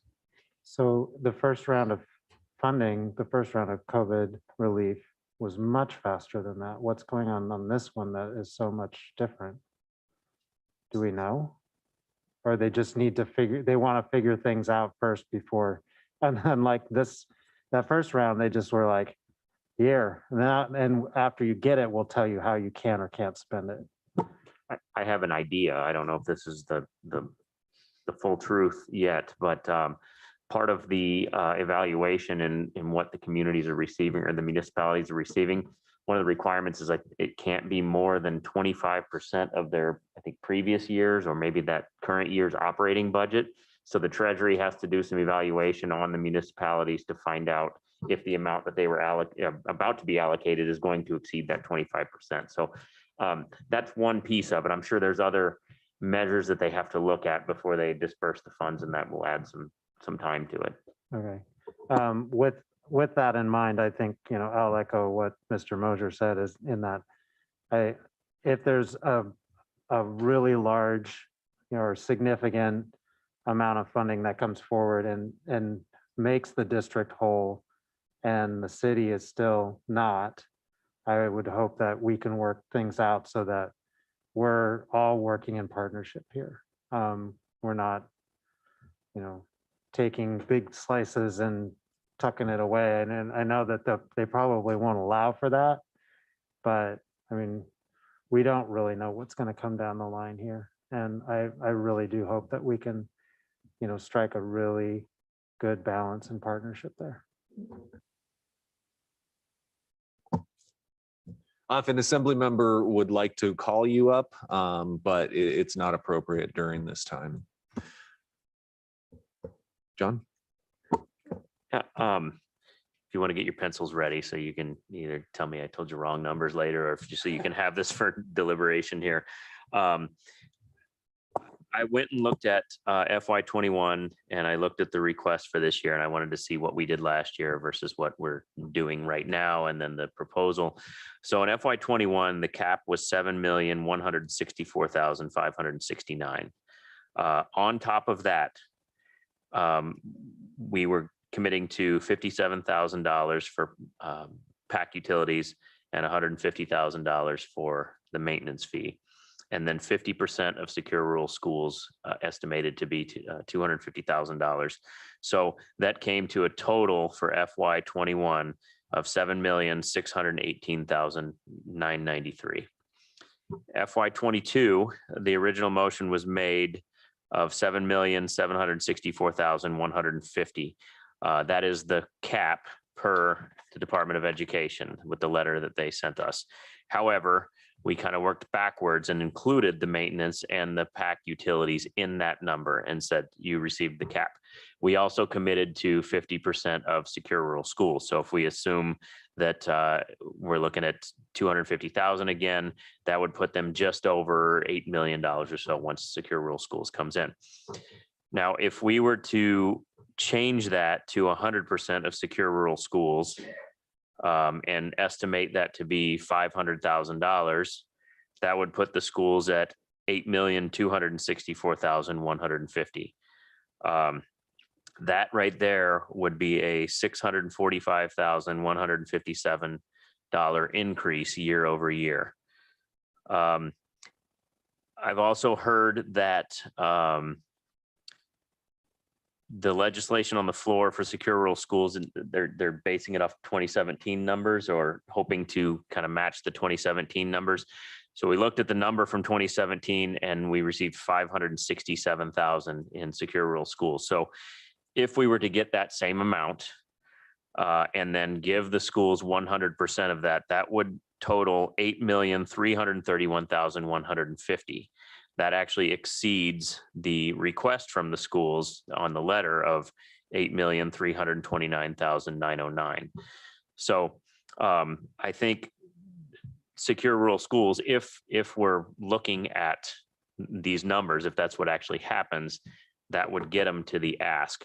The difference in the ask this year versus last year, if you look at the breakdown, it talks about student activity expenses. It talks about I think the pool is in there and a few other things that we did not break out separately last year. So that's a big difference between last year's and this year's. We did cap plus PAC plus maintenance and secure rural schools.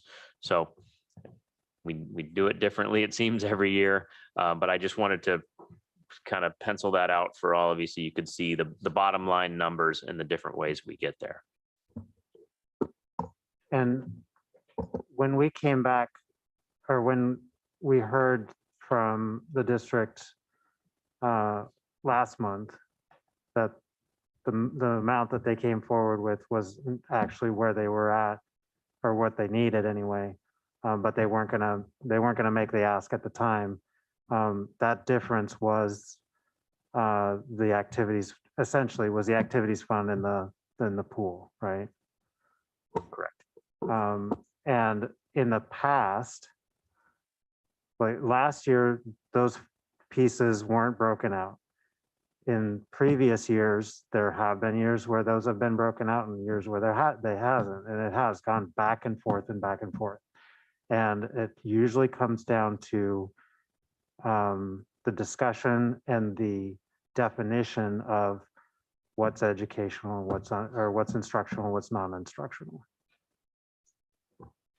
So really, in the end, either we need to solidify what instructional, non-instructional means to both bodies so that we can have the real conversation at the table, and for once and for all, or somebody else needs to do that. The state needs to do that, because the state numbers sometimes also different from what the school district is looking at too. So, and I know there's ambiguity built into it and every district does a little something different, but I don't know if there's a way that we can, as a city and a district, come together and make it defined so that we don't have to keep coming back to this. Yeah, I think a hard part for me is we could give the school district what the state indicates is the cap. However, the school board could pull monies out of that as non-instructional and say that we didn't fund to the cap in their final report. Using that theory, the school board could pull everything out and say that we funded to zero. And that's where it gets really, really hard for me is even though you have one number, then there's still additional on that has been pulled out. And I think that over the years is where people have gotten really upset. Well, you've only funded 93% to the cap. Well, there was additional money in there too, however, it was pulled out. So yeah, I agree with you. A process needs to be solidified here. Kevin Mosier, did you have something or? Well, two things. One, I was gonna say that sounds like a good discussion for our next meeting that we have with the school district. We have that quarterly or bi-yearly thing where we meet and talk. I don't know if that would be appropriate place for that, but I agree with you. We need to, I personally would prefer to at least have the discussion. I don't think this mistake is going to be made next year as far as the clarity, at least, of what's being presented. That's for sure.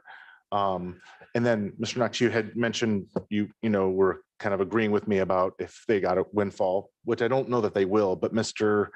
Van Cise was offering to come up and the mayor said have to have an assembly member requested he come up. Mr. Mayor, can I ask that Mr. Van Cise come up and respond to Mr. Knox's comment? Yeah, if you have a question for him, we're able to pull people up and ask questions of. Okay, sure.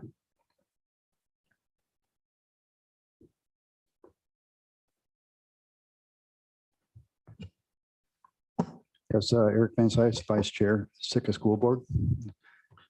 So I was just asking if you could kind of, I know you can't necessarily speak, well, you are here on behalf of the board, the school board right now. Do you feel that if for some reason something did change and you did get a windfall and got something like $1 million, that the school board would be willing to compromise and kind of, as Kevin Knox articulated very well, kind of partnership more?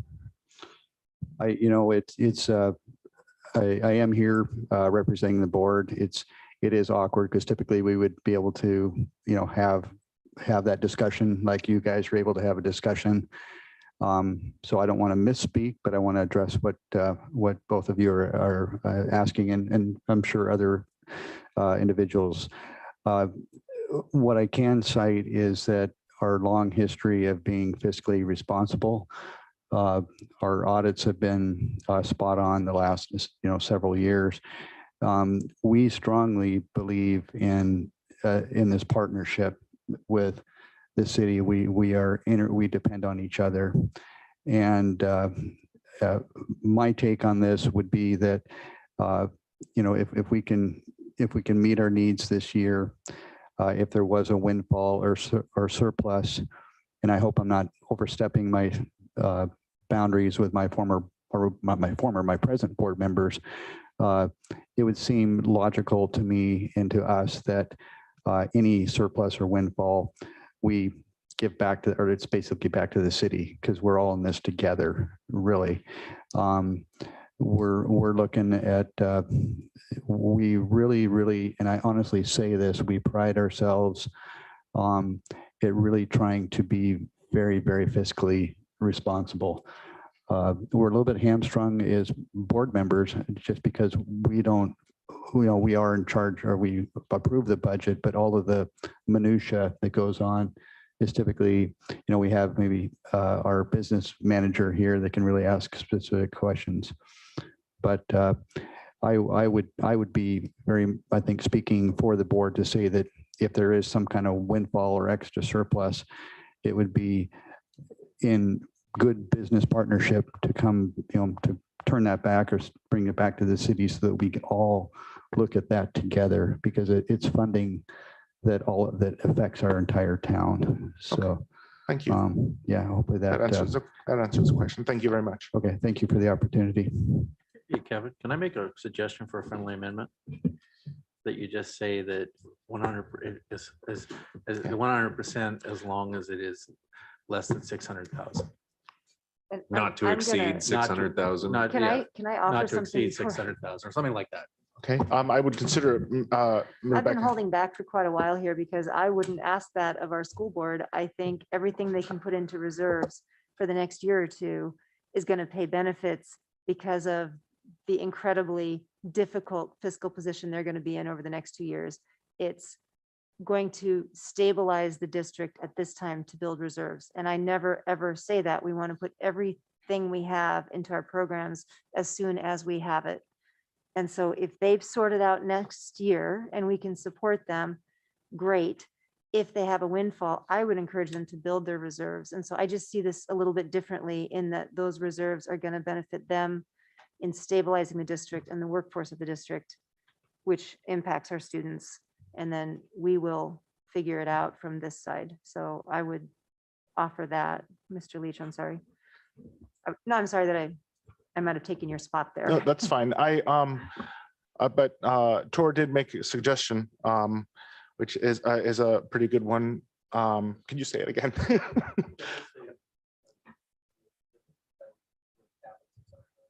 Okay. Yeah, John had something as well. Yeah, I obviously don't make motions or amendments, but I'll throw something out for consideration that I think might be getting at that same idea. Just for consideration, you could say 100% of secure rural schools funding, with the understanding that it would not exceed total funding to the school over their request, meaning you get 100% of secure rural schools not to exceed total funding of $8,329,909. So if an amount comes in much higher than anticipated, it caps out at what the school asked for. No, I like both ideas. I think I'd like to, oh, go ahead, Melissa. I want to, in terms of kind of the concrete mechanism of budgeting for this, I would suggest that, I think 500,000 is our, a pretty safe amount. Whatever we put in our budget, the school is going to count on. They're going to put it in their budget. So I would say, let's pick a concrete number. We can certainly come back to the table. If we get 600,000, we can come back to the table and talk to the assembly at that point. Okay, I think, well, I'll stick with Tor's friendly amendment. 100% of secure rural schools not to exceed $600,000. And I wouldn't take that as a friendly amendment. That's a substantial change to the motion. So if someone wants to make a motion to amend, then we could do Okay, that. so moved. I'll move to amend that. It's been moved and amended or seconded to amend the motion to not exceed $600,000 in secure rural schools funding to the schools. Is there any public comment? Seeing none, back to the assembly. Was it the FY17 amount of 560,000 that would put us above the 8.3909? I'm sorry, can you repeat that? For some reason, I was trying to write it down. You told us to write it down and I must have written it down incorrectly, but I had FY17 was kind of the projection that they were giving us as far as what numbers. That was 560, is that correct? And if we applied that to what we've already funded them, that would put us above or at 839, slightly above what they requested of us, right? And so Right. now I hear 600,000. I guess I'm getting it confused. So first I'll sort that out. Where are my numbers wrong? Well, one thing that I would clarify is the school does not consider secure rural schools to be part of local funding. And so they have that somewhere else. They already have 250,000 elsewhere in their budget. So it gets really convoluted really quickly.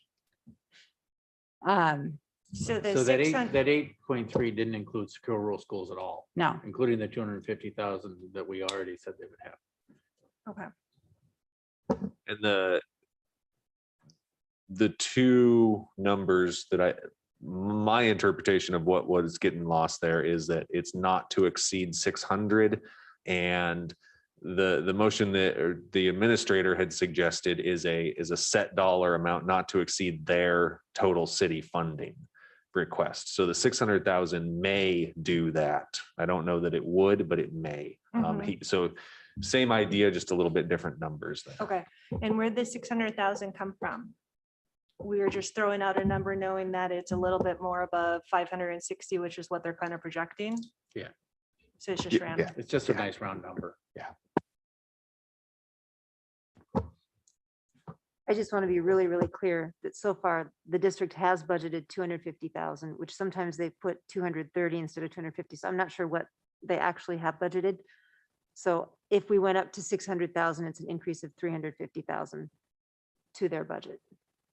So Although it's a not to exceed amount, so it does not guarantee them the 600,000. And then it's still contingent on if received.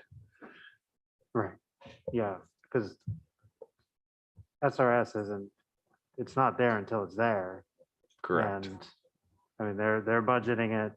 I mean, this is for the school board to figure out and decide whether they want to do this, obviously, but they're budgeting for being able to spend that money, even though the money might not even be there. Anything else on the amendment to cap the amount at 600,000? Sarah? Mr. Christensen, Yes. Ms. Timshute, no, Ms. Duncan, Yes. Ms. Nelson, Yes. Mr. Knox, Yes. Mr. Mosher, Yes. and Mayor Eisenbach. No. Okay, the amendment passes 5-2. So we're back at the main motion as amended. Sarah, can you read off the main motion as amended, please? So the amended motion would be to allocate 100% of secure rural schools if received to the school district not to exceed $600,000. Perfect. Thank you. Now that I fully understand and the assembly fully understands, is there any other discussion on this? So just one thing I wanted to say on this, I was definitely taken back by the school board's letter. I think there's a lot of work that we need to do in lingo and communications here, because it went very smoothly in the beginning, and now it's just as rocky as I think it's ever been. And I feel like I've been put in an impossibly hard situation here, and that's really, really unfortunate. I came in tonight thinking, no, we've already funded to the DED cap, and we don't need to fund any more at this point. However, to hear the motion come from Kevin Mosher, who was the lone vote against the amount, and to hear Kevin Mosher want to step up and help, 100% swayed me. If someone who stood by his guns and stood by his beliefs and convictions and was the only vote against the funding previously, and for very justified reasons, doesn't want to go forward with it, or wanted to then bring an amendment forward for more funding, sure, I'll jump on board with you. Sure, Thank you. That's big. So yeah, you have my support for this one. And that was a good move to do. The flip side of it is it's not guaranteed. So it's still a little bit shaky for the school board, but it's additional funding and perhaps a really good way to do it. So anything else from the assembly? Yes, we have questions. I just want to be really clear that this is kind of, we've got the motion and that's very clear. I just want to make sure that you all know this can't go into the budget until Secure Rural Schools is reauthorized. Otherwise, it would be, if it doesn't get reauthorized and the budget went forward, it would not be matching the assembly's attention.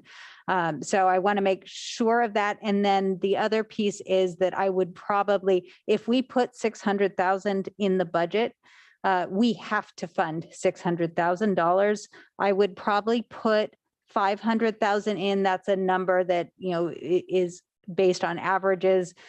Very likely it wouldn't hurt us too bad if it came in a little under, and then we would come forward with a supplemental for the difference if we got more.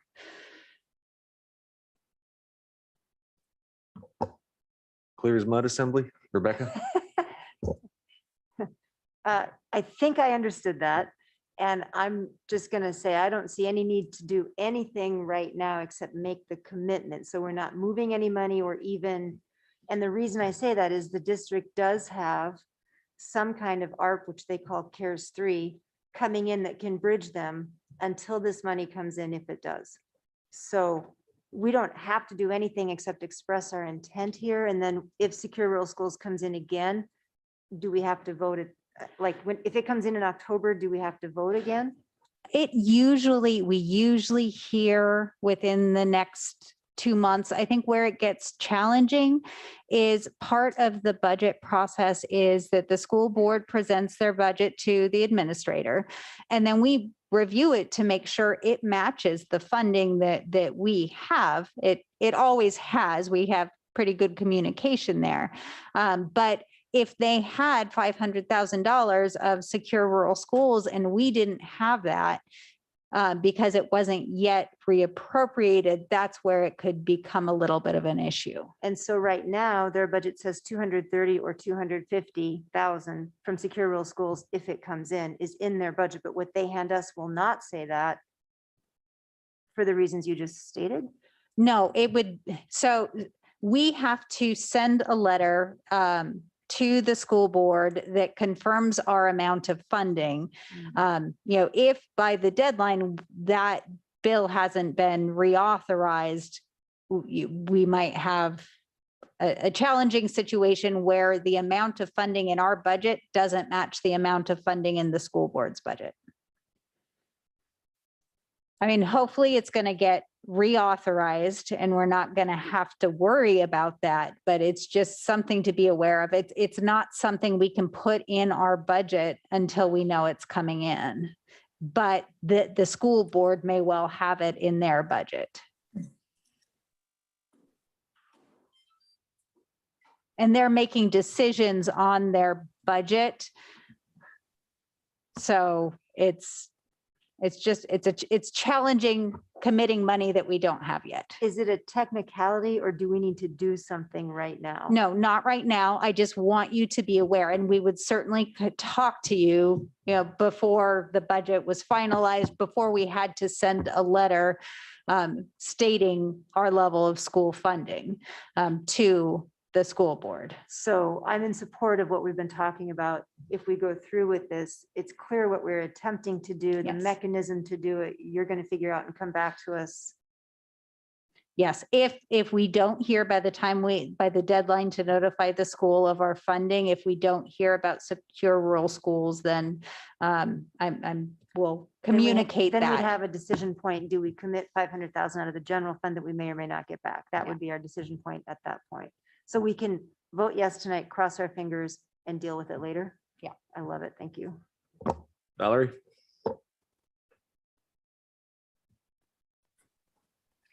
I am going to once again voice my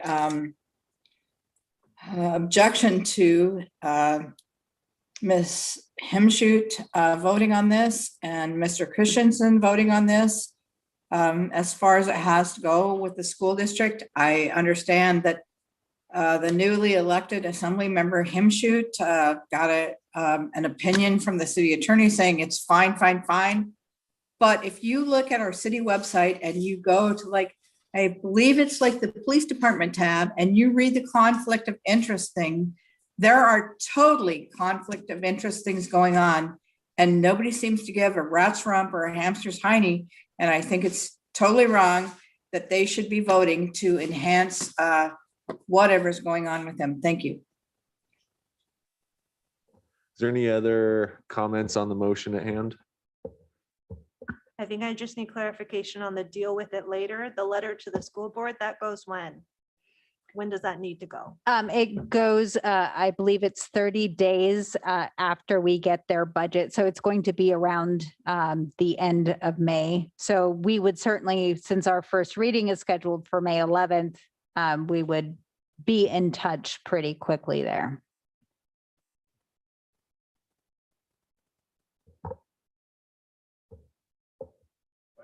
Seeing nothing else, Sarah? Yeah, the motion on the floor is to allocate 100% of secure rural schools if received to the school district not to exceed 600,000. Mr. Knox, Yes. Mayor Eisenbeis, Yes. Ms. Himshoot, Yes. Mr. Mosher, Yes. Ms. Nelson, No, Mr. Christensen, Yes.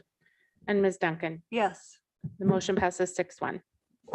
So it's been about an hour from our last break. Is the assembly interested in another break? I have a couple things to talk about. Okay, we'll take another break. Thank you.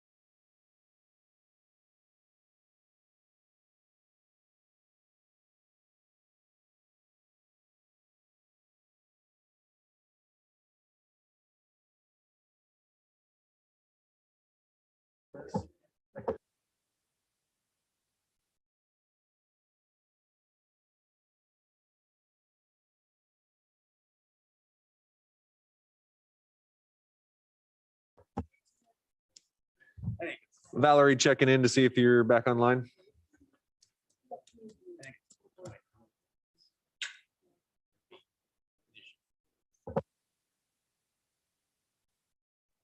I'm back online. Thank you.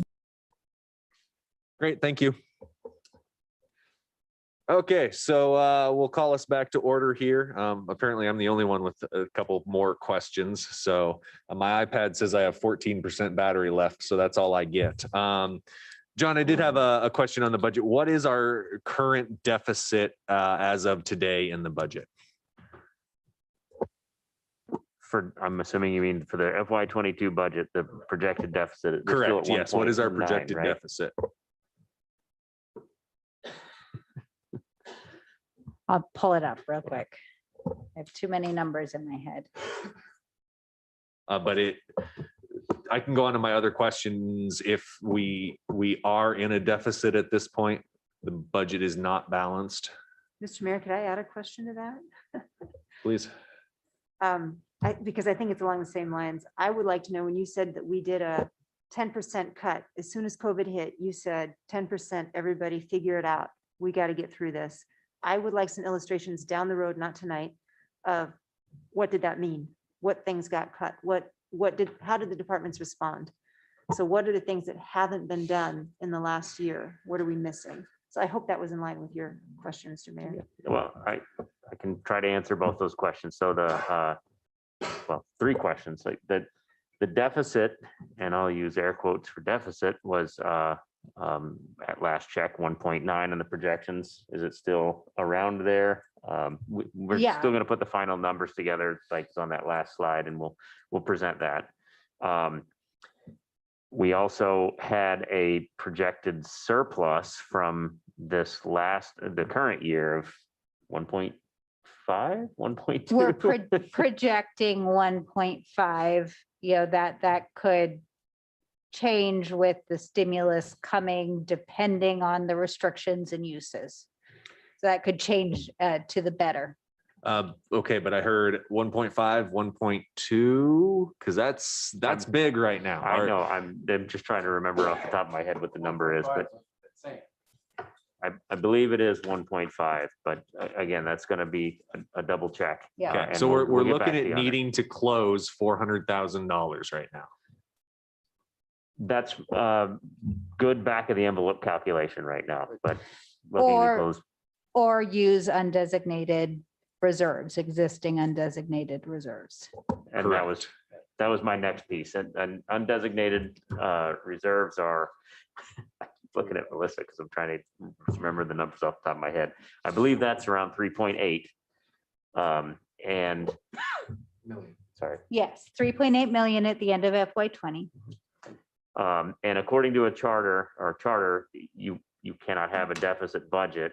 It has to be balanced, but it discusses you being able to use your undesignated reserves to balance the budget.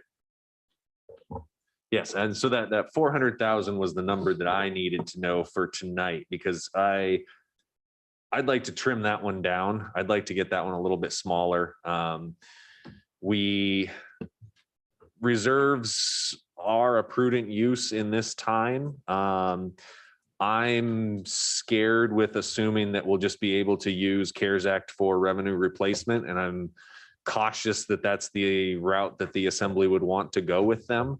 That's been what's said, but it hasn't been vetted through the assembly yet. Shifting trains, the Juneau lobbyist, is that in the budget this year? I don't believe we included that in the budget this year. And Okay. it was a fairly small amount, but I don't think we put the 25,000 in there this year. Okay, so that's one elimination that I would have made a motion to tonight in order to help close that 400,000. The other one that I believe in the validity of, but I think we need to look at doing this next year or in the future when time allows, is your unified dispatch. I believe in all of the efficiency projects you've brought forward. I believe in the extra need for funding. I also believe that this dispatch is a nice to have, not a need to have. We've been functioning at the current level for quite some time. So if funding allows, I'd like to go forward with the additional dispatcher for a unified dispatch. But right now I'm at the point where it's a nice to have. It's not a need. So I'm totally willing to make the motion if the assembly would like, but I'd like to hear some thoughts and opinions on that as well. Real quick, first of all, on the deficit, does that 1.9 take into account the reduction in the amount of health insurance we thought we were going to have to pay? It does. And our current deficit is 1.87 million. All right. And then just in a general way, again, I've said this before, we build up reserves for unforeseen circumstances. That is the whole point of why we have reserves. Otherwise, we would try, I mean, there's a lot of demands on the city's resources, and they're always there. But we try and build up reserves in case we have a natural disaster. And coming out of a natural disaster, like a worldwide pandemic with only a $400,000 difference, is pretty darn good. And I am entirely comfortable with using a little less than $400,000 because we are very confident that this is a one-off. I mean, it might not come completely back this next year, but the year after that. And again, that's why we have reserves. If this had been an earthquake, it would be the same thing.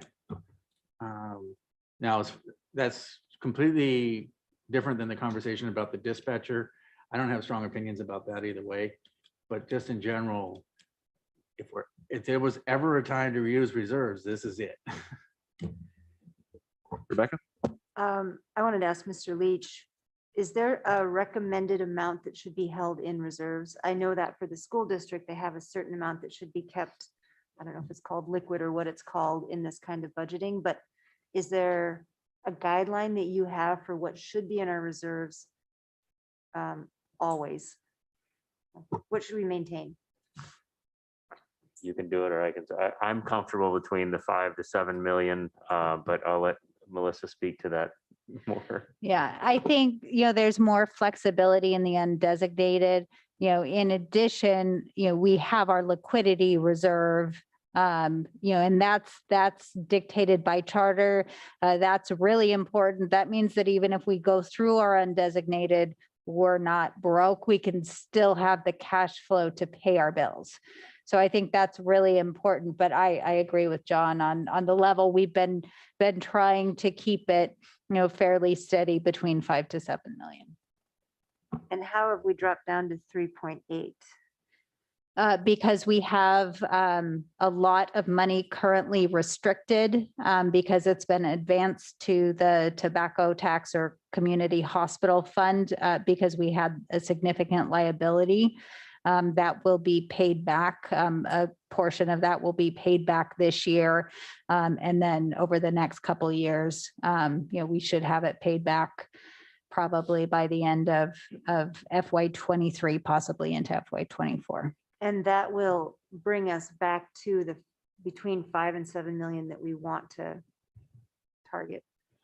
And I think the important thing there is that we manage that by what we transfer into our public infrastructure sinking fund. When we have a surplus at the end of the year, that's part of what the analysis is, we make sure we have our liquidity, we make sure we have our emergency reserve, we make sure all of those are funded, and then we look at where our undesignated is, and then we make a recommendation to the assembly on what to transfer to the public infrastructure sinking fund. So I think that's what it comes down to is every decision, it's funding operations versus capital. And the sinking fund has been not getting much the last couple of years. this last year, we did not make a transfer after the end of FY20, just even though there was a surplus at the end of FY20, we knew that we were really just in the beginning of the pandemic. And so we did not make a transfer. Thank you. Valerie? I may not be quite on topic, but I'm wondering, perhaps I missed the meeting where we talked about the 20% wage increases for quite a few of the people in the electric department. It seems like we have had like all these increases going on, and when we increase wages that much, I think there's a big issue, because you're never going to lower rates when you increase wages 20%. So if I missed that budget hearing or whatever, I just wanted to be on the record that I noticed it. Thank you.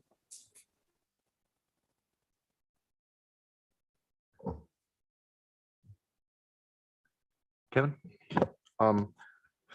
Excuse me. I'll echo what Tor said about the reserves. I'm not a fan of, like I said before, just doling out money left and right, no matter what, regardless of the circumstance. But this is a highly unusual circumstance. This is a budget. It is a living thing that can be altered as circumstances change. It's insane how much time we do spend, almost half a year working on a budget. But regardless, my point is that I'm okay with dipping into reserves this year.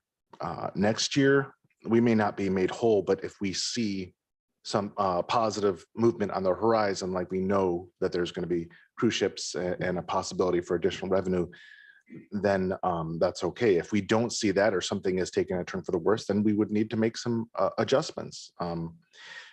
As far as the dispatch, I also agree with Tor. I don't really have strong feelings either way. I don't know what I would vote if you were to make a motion.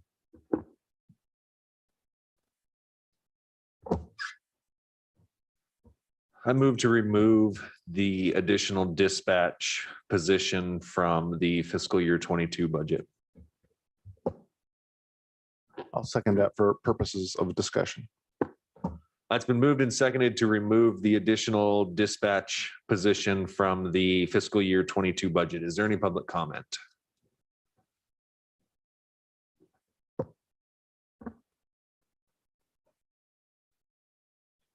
Richard Ween. It's a good idea. Is there any other public comment to the motion? Back to the assembly. Kevin?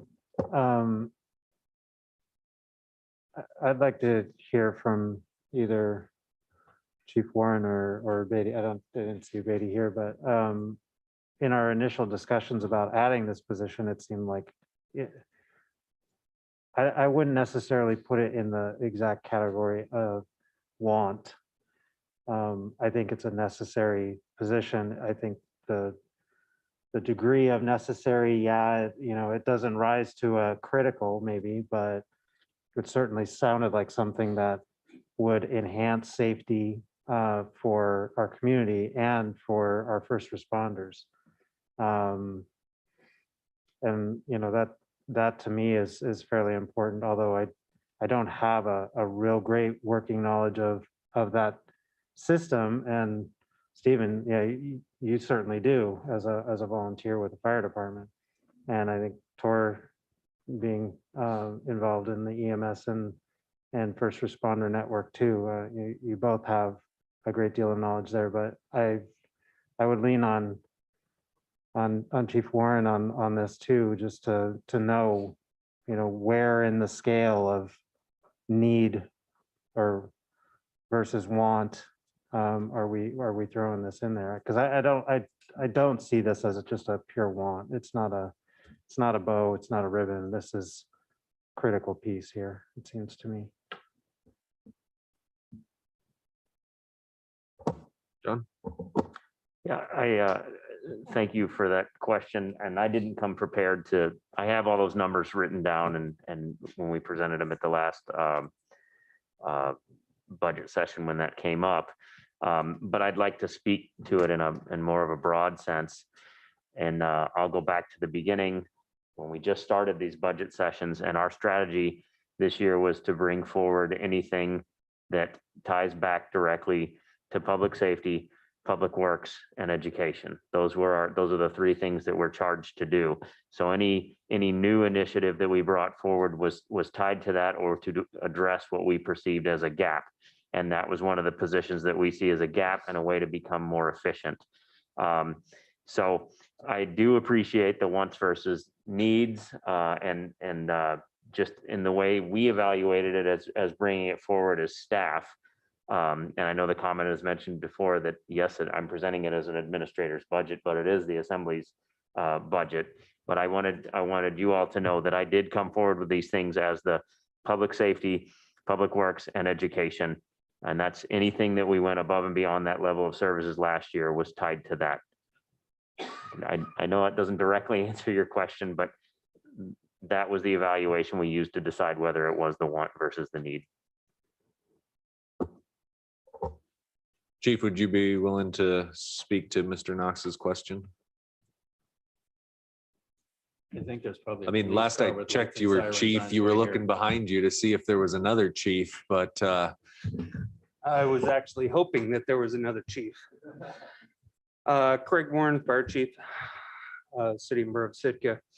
Want versus need, and I'm going to also try to speak a little bit to the topics that Chief Beatty had brought up.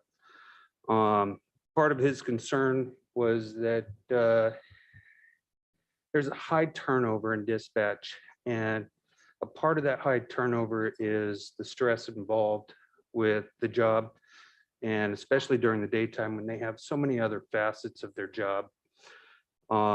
If they can start separating out some of the work, getting 2 people every day type thing, it's going to take some of the stress off between doing the work and doing all of the phone calls. In terms of the want versus need question, that's a really tough one. I really, really want it. Does that help? I think when, like right now, we have a dispatcher in training. The other dispatchers have to kind of pick up the slack. It is really a hole, and it creates the overtime issue. The overtime, it just adds to the burden of burnout. In terms of the centralized dispatch, that is a want. Yes, I would like it. And I'll give you an example. Today, there were two ambulance calls, nothing big.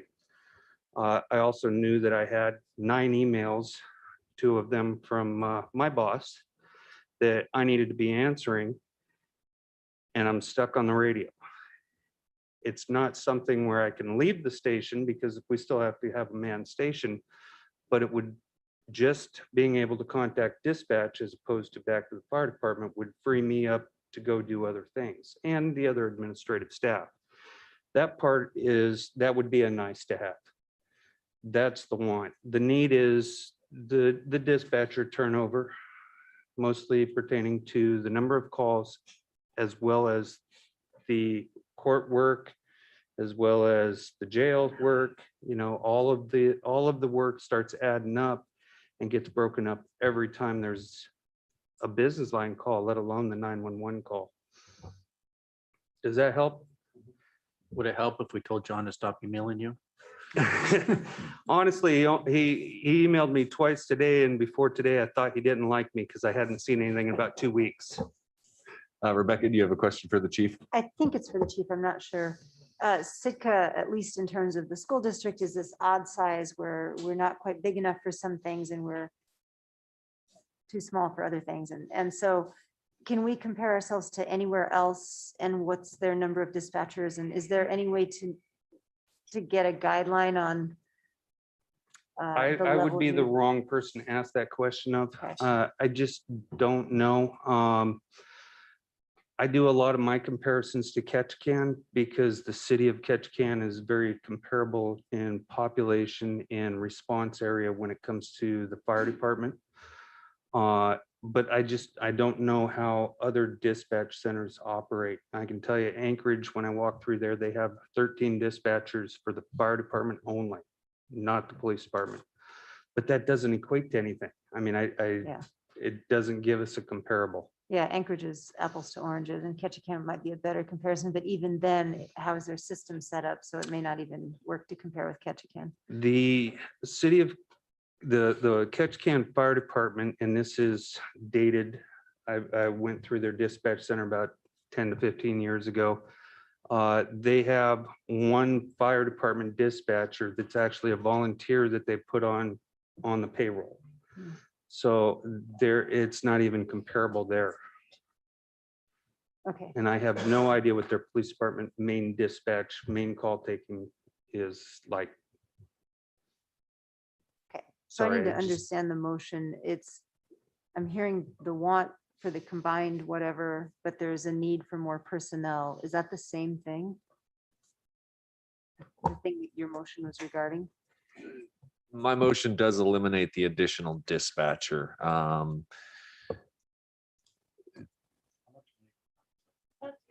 100,000. Is that for both the combined and the new? No, so it would be, I don't have the numbers right in front of me. It'd probably be between 80 to 100,000 to fully fund the one position, just the dispatcher. But what about the combined dispatch? That was one of the supporting reasons for the additional dispatcher. So that's one of the efficiencies that would come out of hiring the additional dispatcher. It was to address the turnover rate, because I'm sure at any given time you can go look at our open positions and there's always a police dispatcher up there as a perpetual job opening. So it was to address that, and then to also move towards a centralized dispatch for the fire hall and the police department. But it's the same position. And then this one's actually really hard for me because ever since I worked at the police station, I've been an advocate for centralized dispatch. I believe that to be the modern way for the future. There are times where engineers leave the hall where if someone called the fire hall with an emergency, no one would pick up the phone. And that's not okay. However, I believe that our system that we have right now works. I believe that the system has been working. I also know that we have a $400,000 budget deficit to collapse. So I'm all in support of reviewing this at a future time and bringing this back in the future. However, this really just does come down to a nice to have, not a need to have. So that's where I stand on it. And I thank the assembly for the open and honest discussion on it.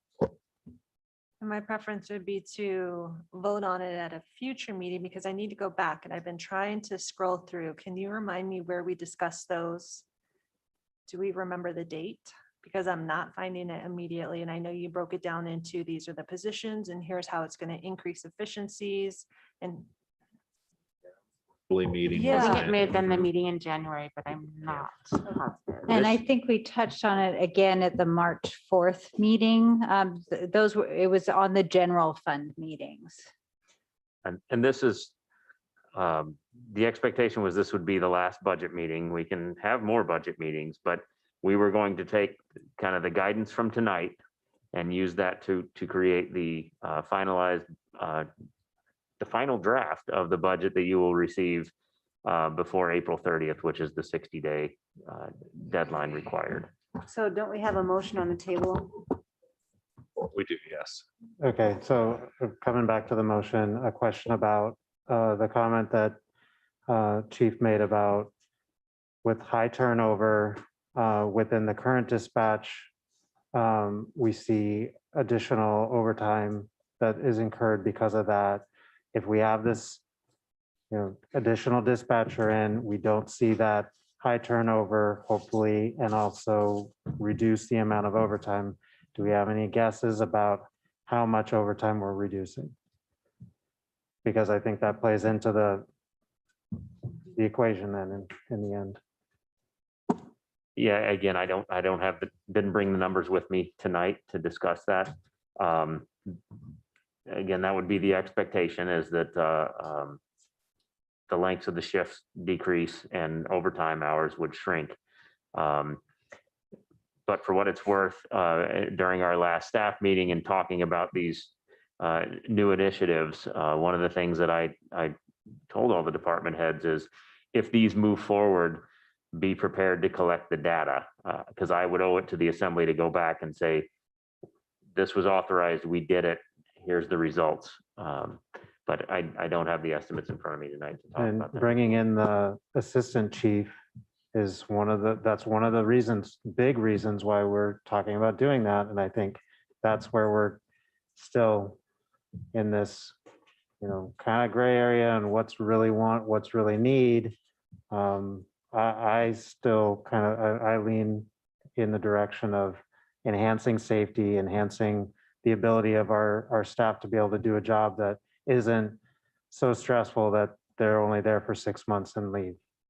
I don't think that's fair to the people that apply to those positions. I also don't think that's fair to our community either, because I think we lose a lot. So I'm not in favor of removing it. I'd like to see it stay. Mr. Mayor. Kevin, for what it's worth, I've lived here since 1993. I don't remember a time that I have not seen that position advertised, not advertised in that paper within a 6-month period. It's always been there. I'm not, like I said, super strong on this particular position. If it gets, this passes, I won't go to sleep, troubled over it. But at the same time, it's my understanding, Mr. Leach, that you, since coming here, you have found some efficiencies and then tried to run a very tight ship at the city. And it is my understanding that these positions that you're requesting in this budget is part of your vision or plan for kind of restructuring and making this city the most efficient it can be, thus eventually saving money in the long run. It is also my understanding that you do not intend on continuing to come to the city, the assembly year after year, asking for more positions to be added. Is that a correct assessment? Yeah, that's a correct assessment. And I'll talk about how the first budget session started with the goal in mind, and that goal and the mission was public safety, public works, and education. And that was where the focus was. And any positions that are requested or would be requested in the future would only be to address those needs. So it's a need-based ask. I'm not going to come looking to just increase staff perpetually. Thank you. Yeah, that's all I needed to know. I'm done with my comments. Thank you. Rebecca? So I have one more question for the administrator. I very much see this from both sides, but I also really want to support your vision for how you want to see things structured. I'm a little uncomfortable with restoring the assistant fire chief and adding more, adding 2 positions into the same, I guess, department. But is the idea that we'll be able to know within a year if this provided the relief we're looking for? Like, do we think if we funded it for a year, we would have the data basically to say, yep, that worked?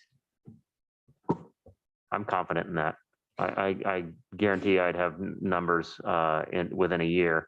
And any position can be cut at any time. I mean, any budget year, anything is on the chopping block.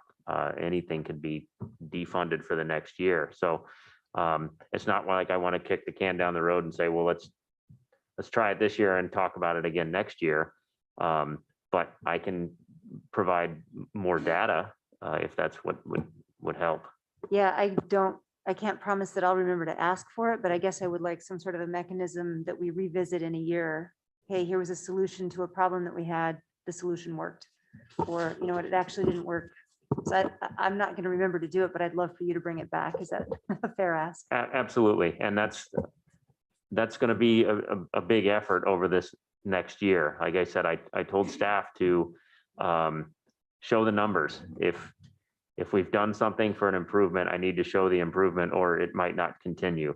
I'm probably going off topic here, but that's part of this whole strategic planning initiative and where we're going. And I've asked for performance scorecards, goals, and then how we're measuring up to those goals. And that's one of the things I'd like to report.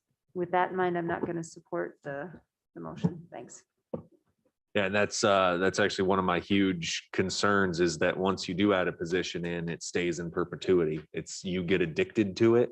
You don't remember how to operate without it, and you don't cut it. And my last point of reference here, I just pulled up the general fund police department budget. The 2019 actual amount, $4.3 million, 2020 actual, $4 million. And then the 22 budget is $4.9 million.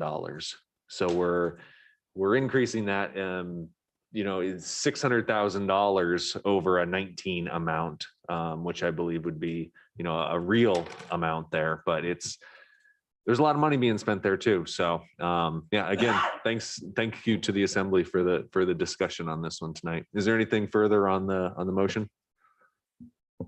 Crystal? Even if we add these positions, looking at the comparison chart, we're still at about 17 per thousand. Give or take population changes, right? We're still one of the smaller municipalities. Do you remember what I'm talking about? You pulled it up and you said January, look at the comparisons. Adding these 3 positions along with the community affairs, we're still sitting around 17. Is that correct? I believe that's the number. I'd have to pull the chart up to look at it, but yeah, and I just also want to remind that we didn't add the community affairs position. We filled the position. It had been funded. We just actually put a body into the position, but and that was my yes. mistake. I was remembering 4, but then I remember that was just a vacant position that had been budgeted. So there are actually 3 that you're requesting, but I wanted to know how that would adjust the size. And so I went back to that comparison chart to look at Ketchikan and Juneau. And I remember at that time you had mentioned that we are one of the lower as far as numbers. Even if we add these 3 into that one, we're still pretty low. I think I calculated it. And of course, populations change, but we're not going to move even up to 18 at this point in time. So we're still at that same number. Correct. Anything further? Sarah, on the motion?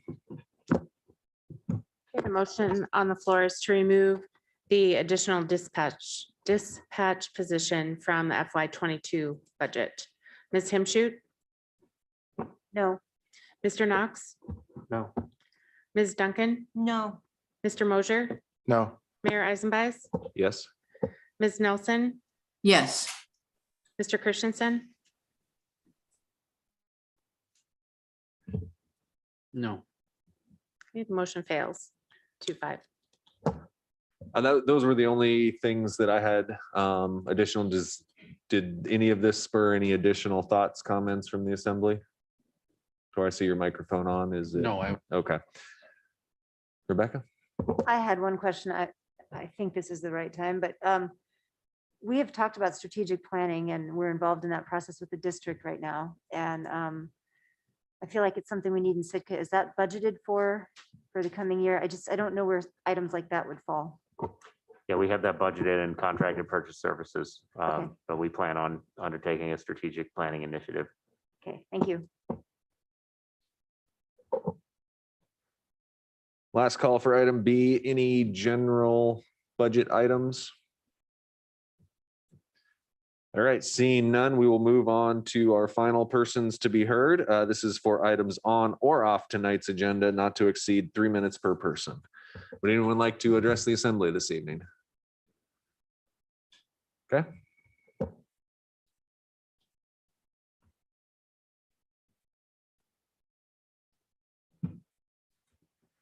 The good news with non-budgetary. Your name for the record, please. Richard Wien.